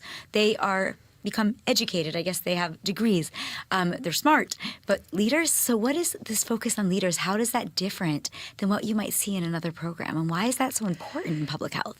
The difference is, first of all, it's a second degree, and so everybody's coming with some set of skills. Mm-hmm. And many of our students, they're halfway to a profession as it is. It's not as if we're shaping them entirely. They've already shaped themselves. Mm-hmm. And we just facilitate that by providing relevant knowledge and that boost, that added boost where we're, in addition to everything that I've already described, the coursework, the practicum, the capstone project, we also give them through the faculty, through staff, the wonderful staff at the University of Haifa, supported networking, supporting career development, the things that they need in order to leverage what they bring into the program, what they gain from the program, in order to move forward. Yeah, I've been to the University of Haifa, and it's not only a beautiful place, but it's also very, very diverse. And the community itself in Haifa, I'm sure, feeds into that, being, you know, the Druze, the Muslim community, the Jewish community, religious and non-religious. And really, it's such a fascinating place, I would think, to work on the public health in Israel, the hospitals in the area as well, with Rambam and going up a little further, Gali, Ziv, all of these areas, you know, certainly have such a diverse and interesting community. So, Madison, let me turn to you. You come from Dallas, Texas, as we said. I mean, Paris has been in the news, unfortunately, Texas lately, not for such positive reasons, but you came here to pursue this master's degree in public health. What would make you take that leap from Texas to Haifa? So I originally came to Israel on a tour with my community in Texas, and I instantly fell in love with Israel. And I had this amazing divine connection to want to do my education here, finding out how innovative that Israel is in their education process, and seeing how I could address globally healthcare really impacted me. I didn't know exactly like what I would do when I came to Israel, like what would be my education. I knew I wanted to do something in medical, like medical field. I thought that would be medicine itself. But when I learned about this program and my passion for humanitarian aid, this really was the fit for me. And when I talked to the international school and they told me more about Haifa and more about the program, I felt at home instantly, and it was the perfect program for me. Incredible. Now, share one experience that's really shaped your time, maybe something that's challenged you in order to be able to grow from this program. Yeah, so I would say like I've had many amazing experiences, definitely life-changing. And I would say that my biggest experience has been that, you know, Israel is very resilient, and I've learned a lot from Israelis. Of like we've seen with the past 2 years of the atrocities that have happened and just difficult situations, and to see how they handle this with be it humor, be it prayer, and how to see that when you soften situations in this way, that you will not let people, whatever they try to do to you, take your joy away. And the power of doing these things, of having humor and praying, and how you can keep your peace in a time of chaos really has impacted me. Yes, and educationally, I would say that it's been an amazing experience to be able to have an education that's like more of a family rather than a competition has been amazing. How much time do you have left of your degree? So I technically actually already finished my degree, but now I'm working on research with Dr. Freeman. Oh, amazing. Okay, great. Yeah. So tell me a little bit about that research. You're doing it together, so maybe you'll start. You can also chime in. What are you researching? What are you doing? So my piece of the research project, it's with public health and marine science together. And so my portion is the systematic review. And what we're doing is looking into the impacts of communities around the world and how cliff collapses have affected them. Oh, wow. Yeah, and the repercussions of that. Give me how that practically will play out for our health in the future. Yeah, so there's many aspects that are a part of like the repercussions that something I never thought about. How does it affect the economy? How does it affect people's mental health? How does it affect tourism and people's overall well-being? Fascinating. Dr. Freeman, do you want to add something to that? I just wanted to add that this is this project is a nice example, and Madison's participation in it is a great example because there are very, very few people who have the understanding of things like health impact assessment or health economics who would be able to take a situation like global climate change, its effect on coastal cliffs, and how damage to those coastal cliffs affects communities living in the vicinity of those cliffs. Yeah. And are we talking about like erosion, for example, where the cliffs will get? When you talk about damage to a coastal cliff, what are you referring to? We're talking about cliffs collapsing. Cliffs literally collapsing, literally falling collapsing into the water, into the for sea. example. Yes. Amazing. I mean, it's so fascinating. I was just at the World Health Assembly, in May, and there was a big focus on climate and health this year, and talking about the impact of, these things on everything you just described: economy, society, health, of course, being the major focus at a World Health Assembly. But it really is, it's very interesting. So how did your education in Israel then shape you differently if you wanted to go back to the U.S.? Like, are you planning to stay here forever, or do you think you're going to bring this back home? And if so, how will you use it? So I don't know how long my time will be in Israel. I would like to stay here as long as possible. That's why I'm so thankful that Dr. Freeman made it possible for me to stay longer and work on research. But the one thing that's different from your education in America versus here is that here there's no competition. It's like a family. The classroom dynamic that we had was such a system of just collaboration and being good friends. And so even when I discussed with my classmates about, like, wow, you've achieved milestones of education, like you're already a physician and I long to do that. And it's not like I'm like fighting you at all. Like, when they told me, their response was, we are in this together. I might be a physician, but that doesn't mean that I'm better than you. I'm in the same program, and so we're in this together. And that has really stuck with me. And I would like to just continue with that, One example, for instance, is I was in grant proposal class, Dr. Freeman's class, and we had to present a grant proposal for a research project. And I did mine on a nonprofit that I started. And the feedback that I got from the presentation was very constructive, but also very supportive. And I left that feeling like, wow, I actually have what it takes to be a leader. It's very interesting. Do you want to add to that? In terms of, I'd love to hear from your perspective as the person facilitating this. What did you do to make it that Madison would be able to have that experience? What are the skills, or what kind of delivery are you doing in order to ensure that this actually occurs? This is something that we've worked very hard on as a team. The faculty is to develop a system of education that focuses on interaction and demands collaboration among students so that they learn from each other. We learn from them, but they absolutely have to criticize constructively, accept criticism and suggestions, and work together and keep working together. And when they finish working together, they continue to work together.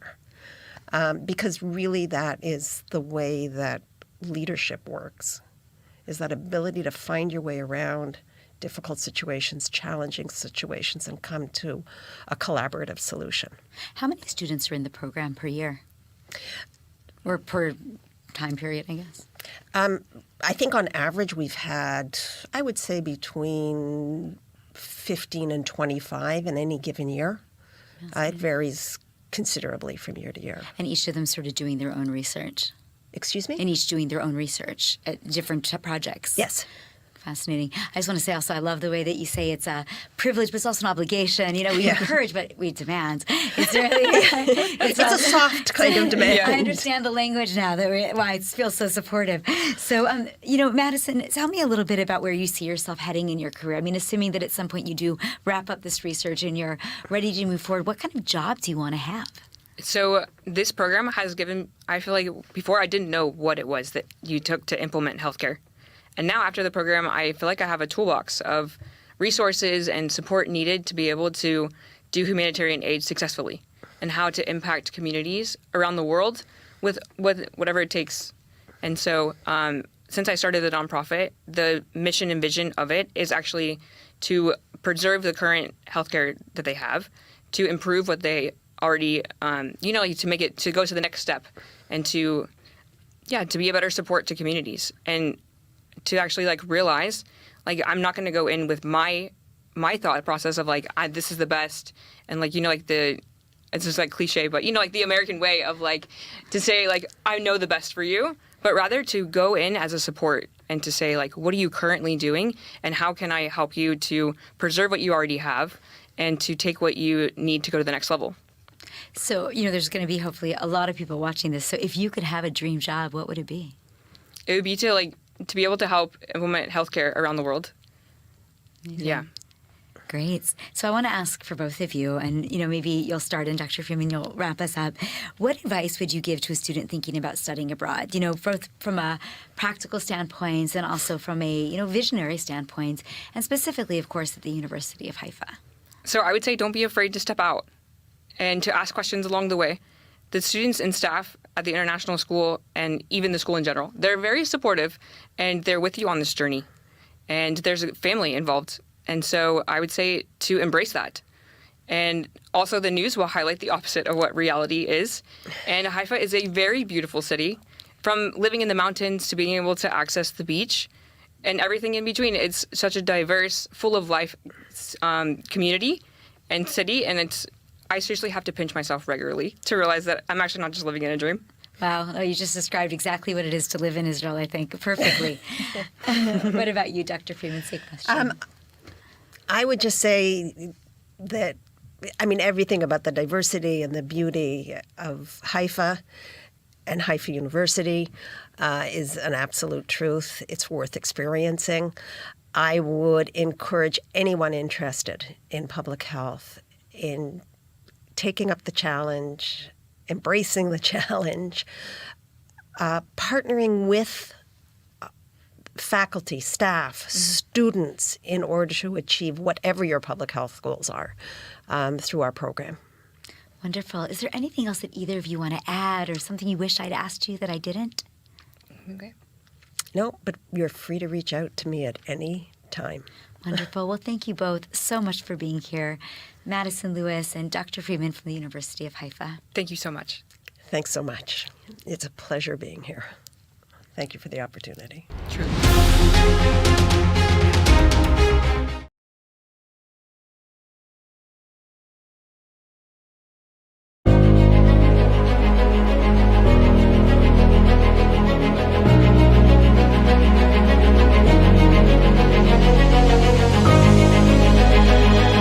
Welcome to ILTV Security Brief. I'm Caleb Ben David. Each week, we focus on the latest developments in security and defense relating to Israel and the Middle East, impacting on this region and beyond. And we start with our top items of the past week. Well, the U.S. begins a naval blockade of Iranian ports in retaliation for the Tehran regime's attempt to stop shipping through the Strait of Hormuz. President Trump claims the Iranians are still eager to make a deal, and U.S. officials they are open to further talks if the regime shows more flexibility towards such proposals as the removal of all enriched uranium and a 20-year ban on its nuclear program. Israeli ambassador to the U.S. Yechiel Leiter holds unprecedented direct talks with his Lebanese counterpart, Nada Hamadeh, in Washington under the mediation of Secretary of State Marco Rubio. Hezbollah chief Naim Qassam condemns the talks as capitulation, threatens the Beirut government, and vows the terror group will continue to attack Israel. The IDF eliminates hundreds of Hezbollah terrorists in strikes on Beirut, the Bekaa Valley, and South Lebanon, also taking out rocket launches, drones, military infrastructure, anti-tank missile launch points, and terror command centers. Hezbollah continues to daily fire dozens of missiles at Israel, and Reserve Sergeant Major Ayal Uriel Bianco becomes the latest IDF casualty in Lebanon after his Humvee overturns during combat operations. Amid ongoing clashes in Gaza, Israeli forces neutralized several armed terrorists approaching the Yellow Line border. Among them, Yusuf Ibrahim Basheti, part of a cell that killed 21 IDF soldiers with an anti-tank missile in January 2024. And now our big story. This week, Israel began holding unprecedented direct public negotiations with Lebanon and Washington, with Secretary of State Marco Rubio mediating the talks between the Israeli and Lebanese ambassadors to the U.S. Well, their initial meeting produced no breakthrough. Lebanon is demanding an immediate ceasefire, while Israel insists the Beirut government must live up to its commitment to disarm Hezbollah. But both sides say they will likely continue their discussions, even as Hezbollah threatens both Israel and the Beirut government. Here's Israeli Ambassador Yechiel Leiter on the talks. We are both united in liberating Lebanon from an occupation power dominated by Iran called Hezbollah.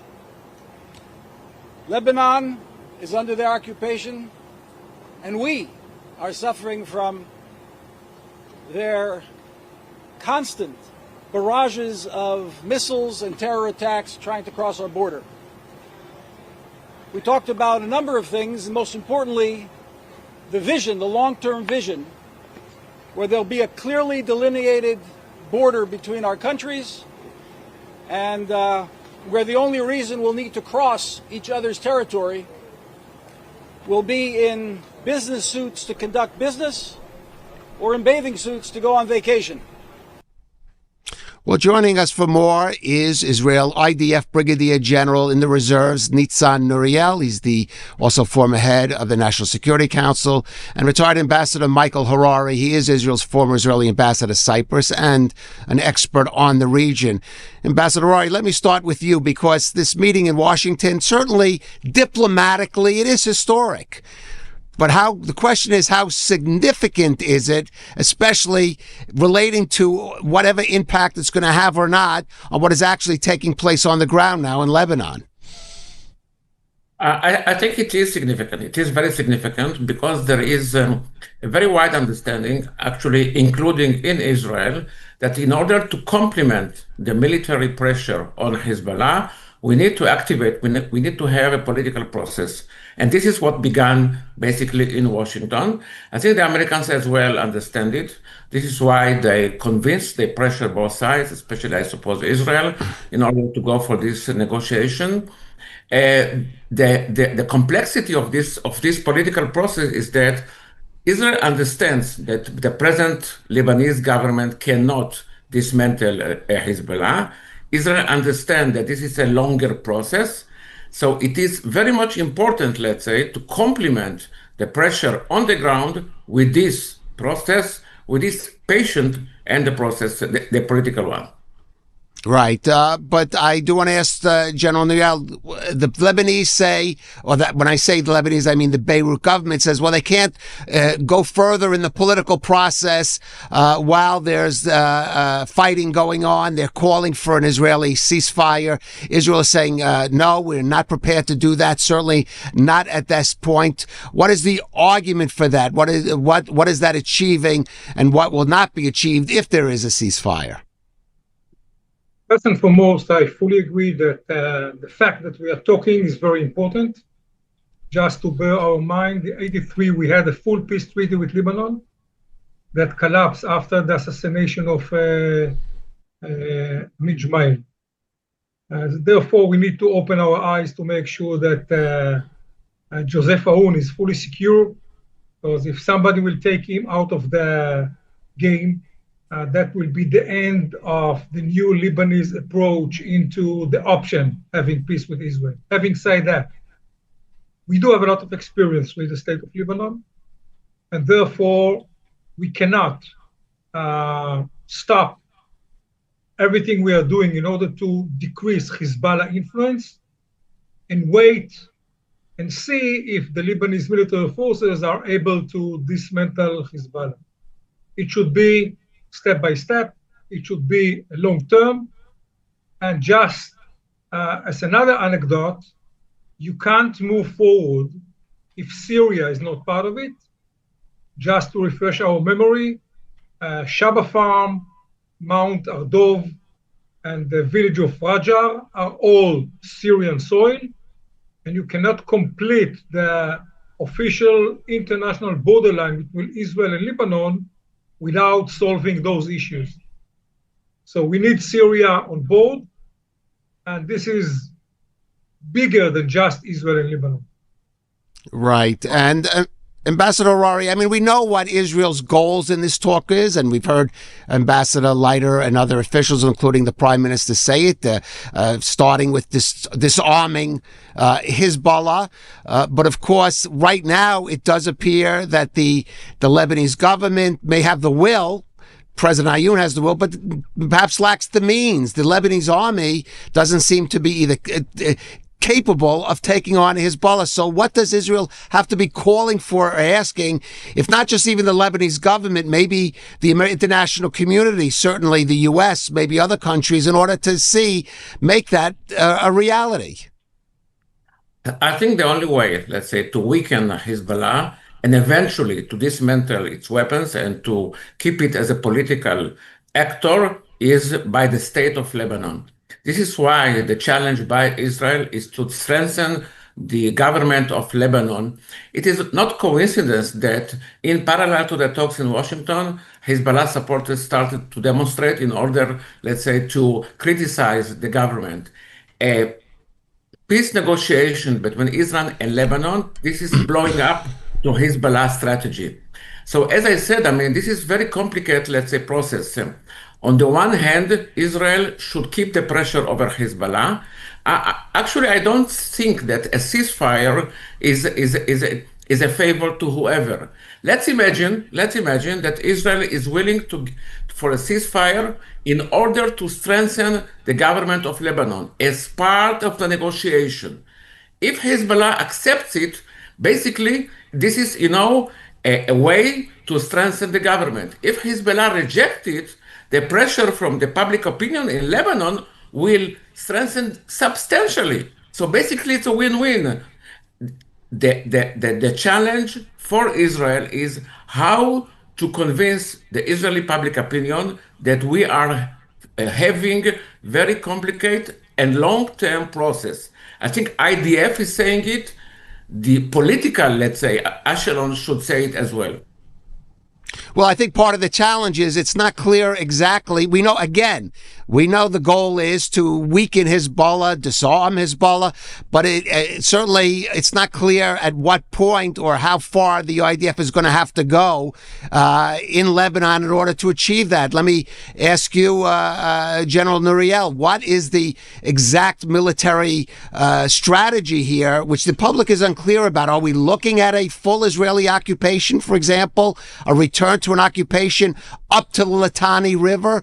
Where does that leave operations beyond the Litani, where Hezbollah still has strongholds? So I think what the public wants is some benchmarks on the military operation. What do you think those should be?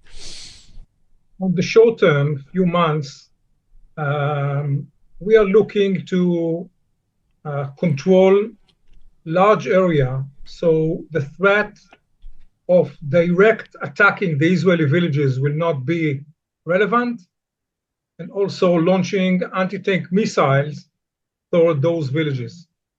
You cannot prevent any rocket or mortars if you are sitting on the Litani River. Most of it, 95% of it, are coming northern the Litani, and mainly from the Bekaa Valley. If no chance to push the Lebanese military and others, and in a minute I will say who are the others, to fight against Hezbollah, we may find ourselves, in case of the mortars and rockets are kept and the same volume as done right now, meaning 20 a day, we will need to launch a ground maneuver deeper into Lebanon in order to stop it. You mean beyond the, but can I just ask, you mean beyond the Litani River, for example, into the Bekaa Valley? The answer is yes. You need to reach the area of Aklim el-Tufah, which is the area of Nabatia, and also the Bekaa Valley, but this is not our first priority. Our first priority is that the Lebanese military forces will do it. We cannot really take decisions instead of them, but if I can recommend the president, he should replace the chief of general staff. That guy does not really want to achieve the mission. And secondly, he should ask Macron, please bring the French troops, mainly those who know how to fight overseas, and let's do it together. This is the French opportunity to be part of the solution, and this is the opportunity for the Lebanese government to take direct actions against Hezbollah. And if parallel to that, we can make Hezbollah weaker, then it can be a combination that will bring peace and security to the both states. Ambassador Rory, it's interesting that General Nuriel mentions, for example, utilizing French troops, perhaps instead of the traditional UN peacekeeping troops that are so ineffective. And we've seen France willing to use its forces in places like Africa to achieve diplomatic aims. But at the same time, this Israeli government, Ambassador Leiter, for example, says the French should have no part of this process. So how do you square those two thoughts? No, that's correct. That's correct. I think the present government in Israel does not want to have French involvement here. I think that we need to be very clear, and the government should be very clear to Israeli public opinion, as IDF has started to do it, to say very clearly that the only way to weaken Hezbollah is a combination of a military and a political process. A political process will take time.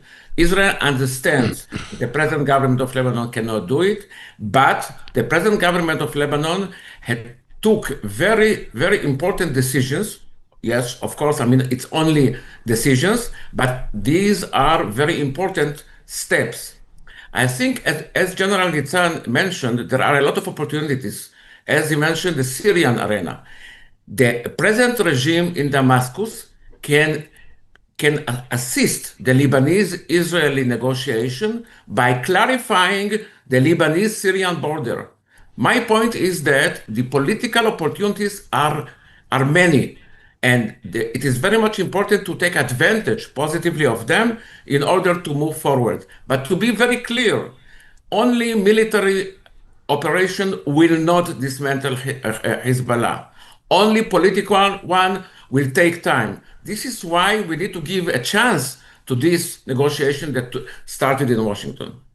Right. Now, you gentlemen, you've both mentioned Syria being involved, being part of this equation. There is another country we have to mention, Iran. We're going to talk in a moment, not yet, specifically about the Iran situation.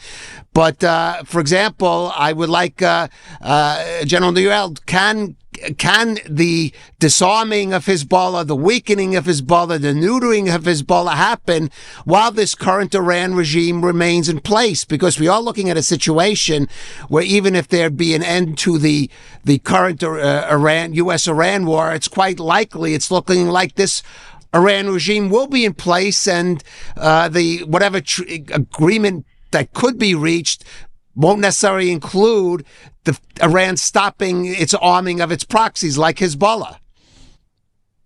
Yes, you're absolutely right. It's not black and white. It's very much depend how strong the Iranian regime will be after the agreement or after another military strike, if at all.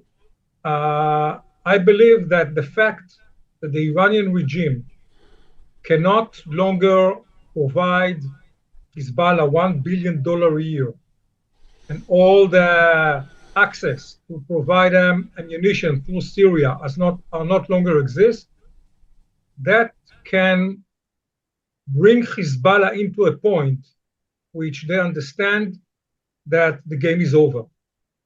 In order to reach it, we need, as we said, diplomatic effort, military effort, and also achievements in Iran. So Hezbollah will understand that Iran is not longer the big brother that can support them and protect them. Well, gentlemen, since we've raised it, let's move on to the Iran situation. But I am going to just a brief update on that. The Iran war has entered a new uncertain phase. Now, officially, the 2-week ceasefire is set to end around April 22nd, and that's still in place. But with the failure of the U.S.-Iran peace talks in Geneva last week, President Trump is attempting to pressure the Tehran regime with a new tactic, a naval blockade of Iranian ports. This is in response to Iran's attempted closure of the Strait of Hormuz. Now, Prime Minister Netanyahu says Israel is backing the strategy, but he warns the ceasefire could collapse at any moment. But how effective will such a blockade be? How will Iran react? Will the ceasefire be maintained? And is there any chance for further negotiations to take place and to advance, especially on the key issue of Iran's nuclear program? First, let's listen to Vice President J.D. Vance. Basically threatened any ship that's moving through the Straits of Hormuz.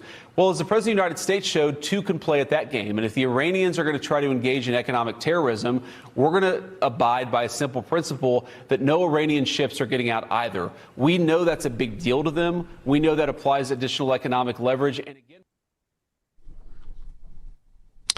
All right, well, let's go back to our guests, Ambassador Harari. I should say there is an update just in the last few hours. The Associated Press is citing sources they believe that selling them that both sides, the U.S. The U.S. and Iran are agreeing to extend this 2-week ceasefire, possibly another 2 weeks. We've heard President Trump speak, as in his usual style, optimistically, saying there could be a breakthrough even in the next 2 days. I mean, from your reading of the situation, does it seem like the diplomacy will go on and potentially is advancing despite what we know of the gaps on this basic positions, especially the nuclear issue? I think, to be fair, nobody expected the negotiation in Islamabad to be successful after one day. It seems that both sides, the United States and Iran, are of interest of giving the diplomacy a chance. So I'm not surprised, to hear this, update. And I think that they want to achieve whatever is possible through this diplomatic negotiation.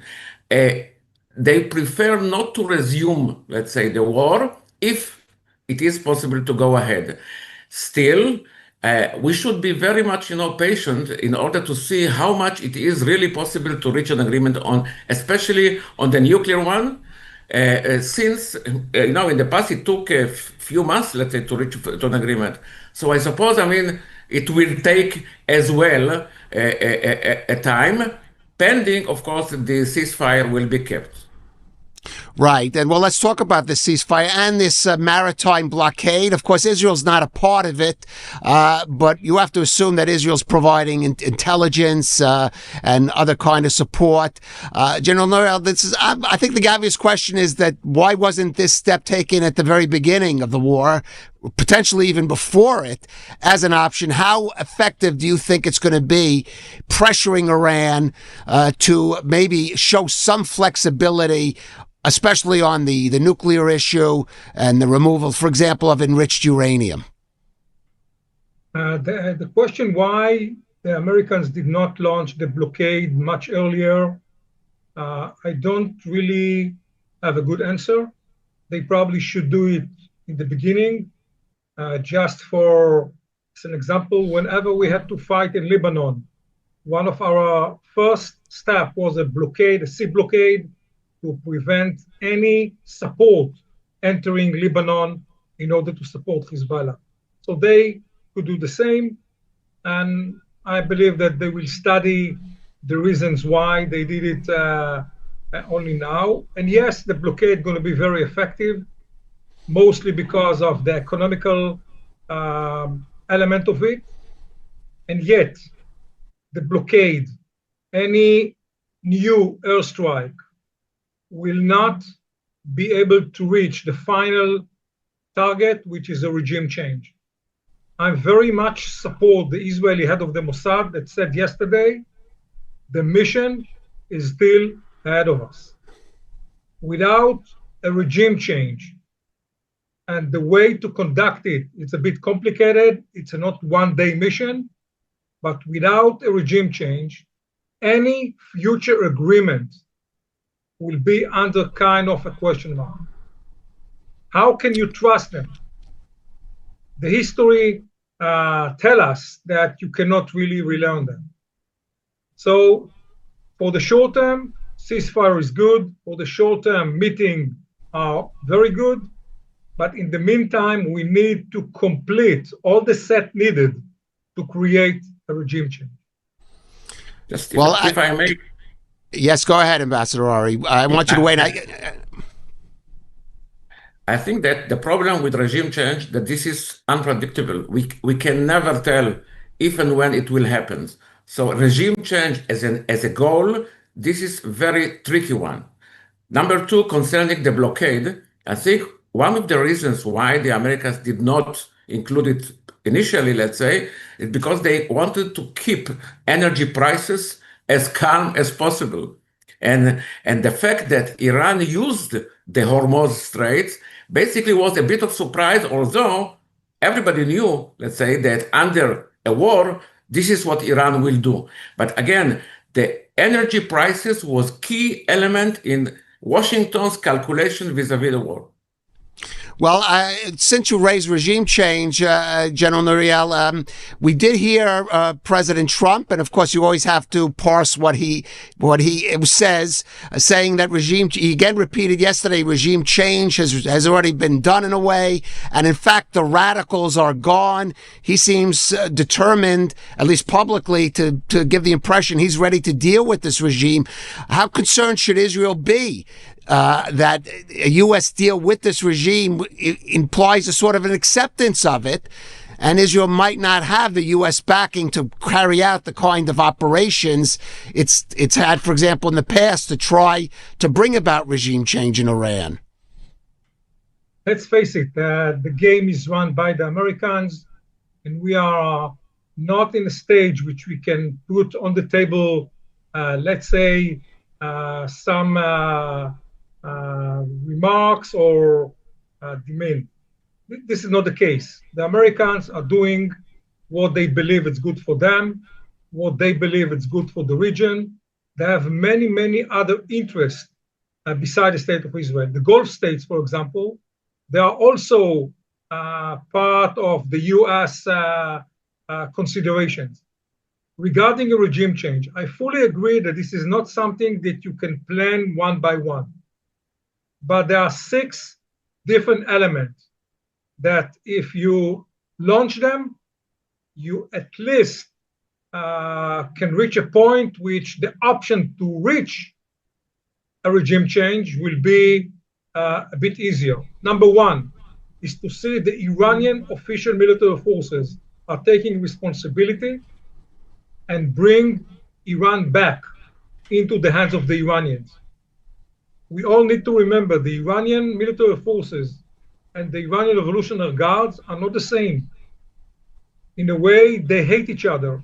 In a way, the Iranian military forces can take responsibility and lead the first step. The second step should be all the armed militias, the Kurds, the Baluchis, the Sunnis. The third point is the people themselves. On top of it, keep destroying the Revolutionary Guard's capabilities from all elements. Number 5, to see the Gulf state participate into the war, not only from the offensive point of view, but also not only from the defense point of view, but also from the offensive point of view. And last but not least is to make sure that from the economical point of view, Iran, the current regime, cannot run the state. The combination of those 6 elements at the same time, I believe, will create the vector to reach regime change. And from that moment, we can start talking about new Middle East. All right. We have about 30 seconds, Ambassador Harari. One question in 30 seconds. Do you think the ceasefire is going to hold, or we'll go back to active combat like we saw for the past 6.5 weeks? I think that both sides, the Americans and the Iranians, want to keep the ceasefire in order to give a chance for a political one. So, but I would like to add one more, let's say, sentence about regime change. We should take lessons of history. We can never tell when regime change happens. Take, for instance, 15 years in Syria or 3 weeks in Mubarak's Egypt. All right. Yes, absolutely. History is full of surprises. Ambassador Michael Harari and General Nissan Nuriel, thank you for joining us on ILTV Security Brief. Thank you. Thank you very much. And now a final word. The U.S. blockade of Iranian ports by using its naval forces to control the Strait of Hormuz is a measure long overdue. One that probably should have been taken at the start of the Iran war or even before fighting began. Real economic pressure on Iran of the intensity that Western sanctions on their own were not sufficient enough to achieve is likely the best way to weaken the regime in the long run, to the point at which it will finally show some flexibility on key issues such as its nuclear program or face enough popular unrest to be taken down.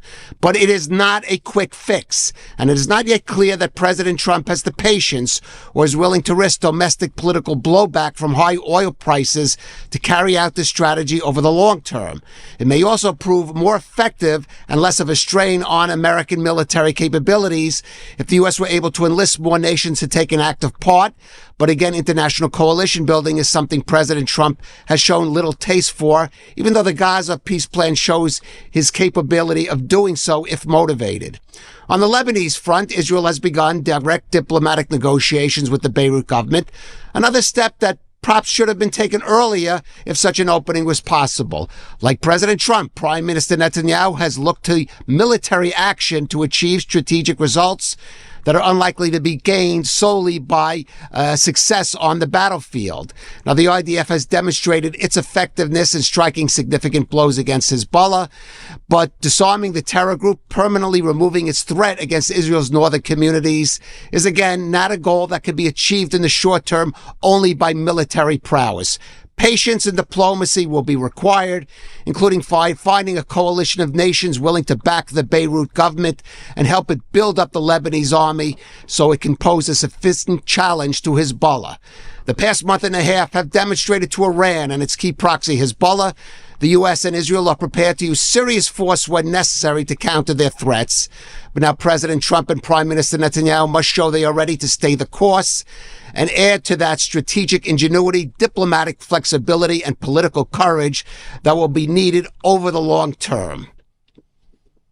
Thank you for joining us on ILTV Security Brief.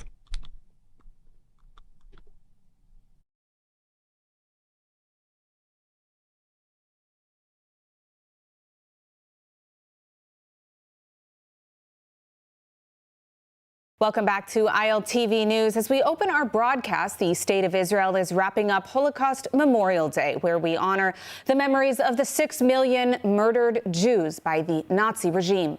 ILTV's Devil Klein breaks down the day's events.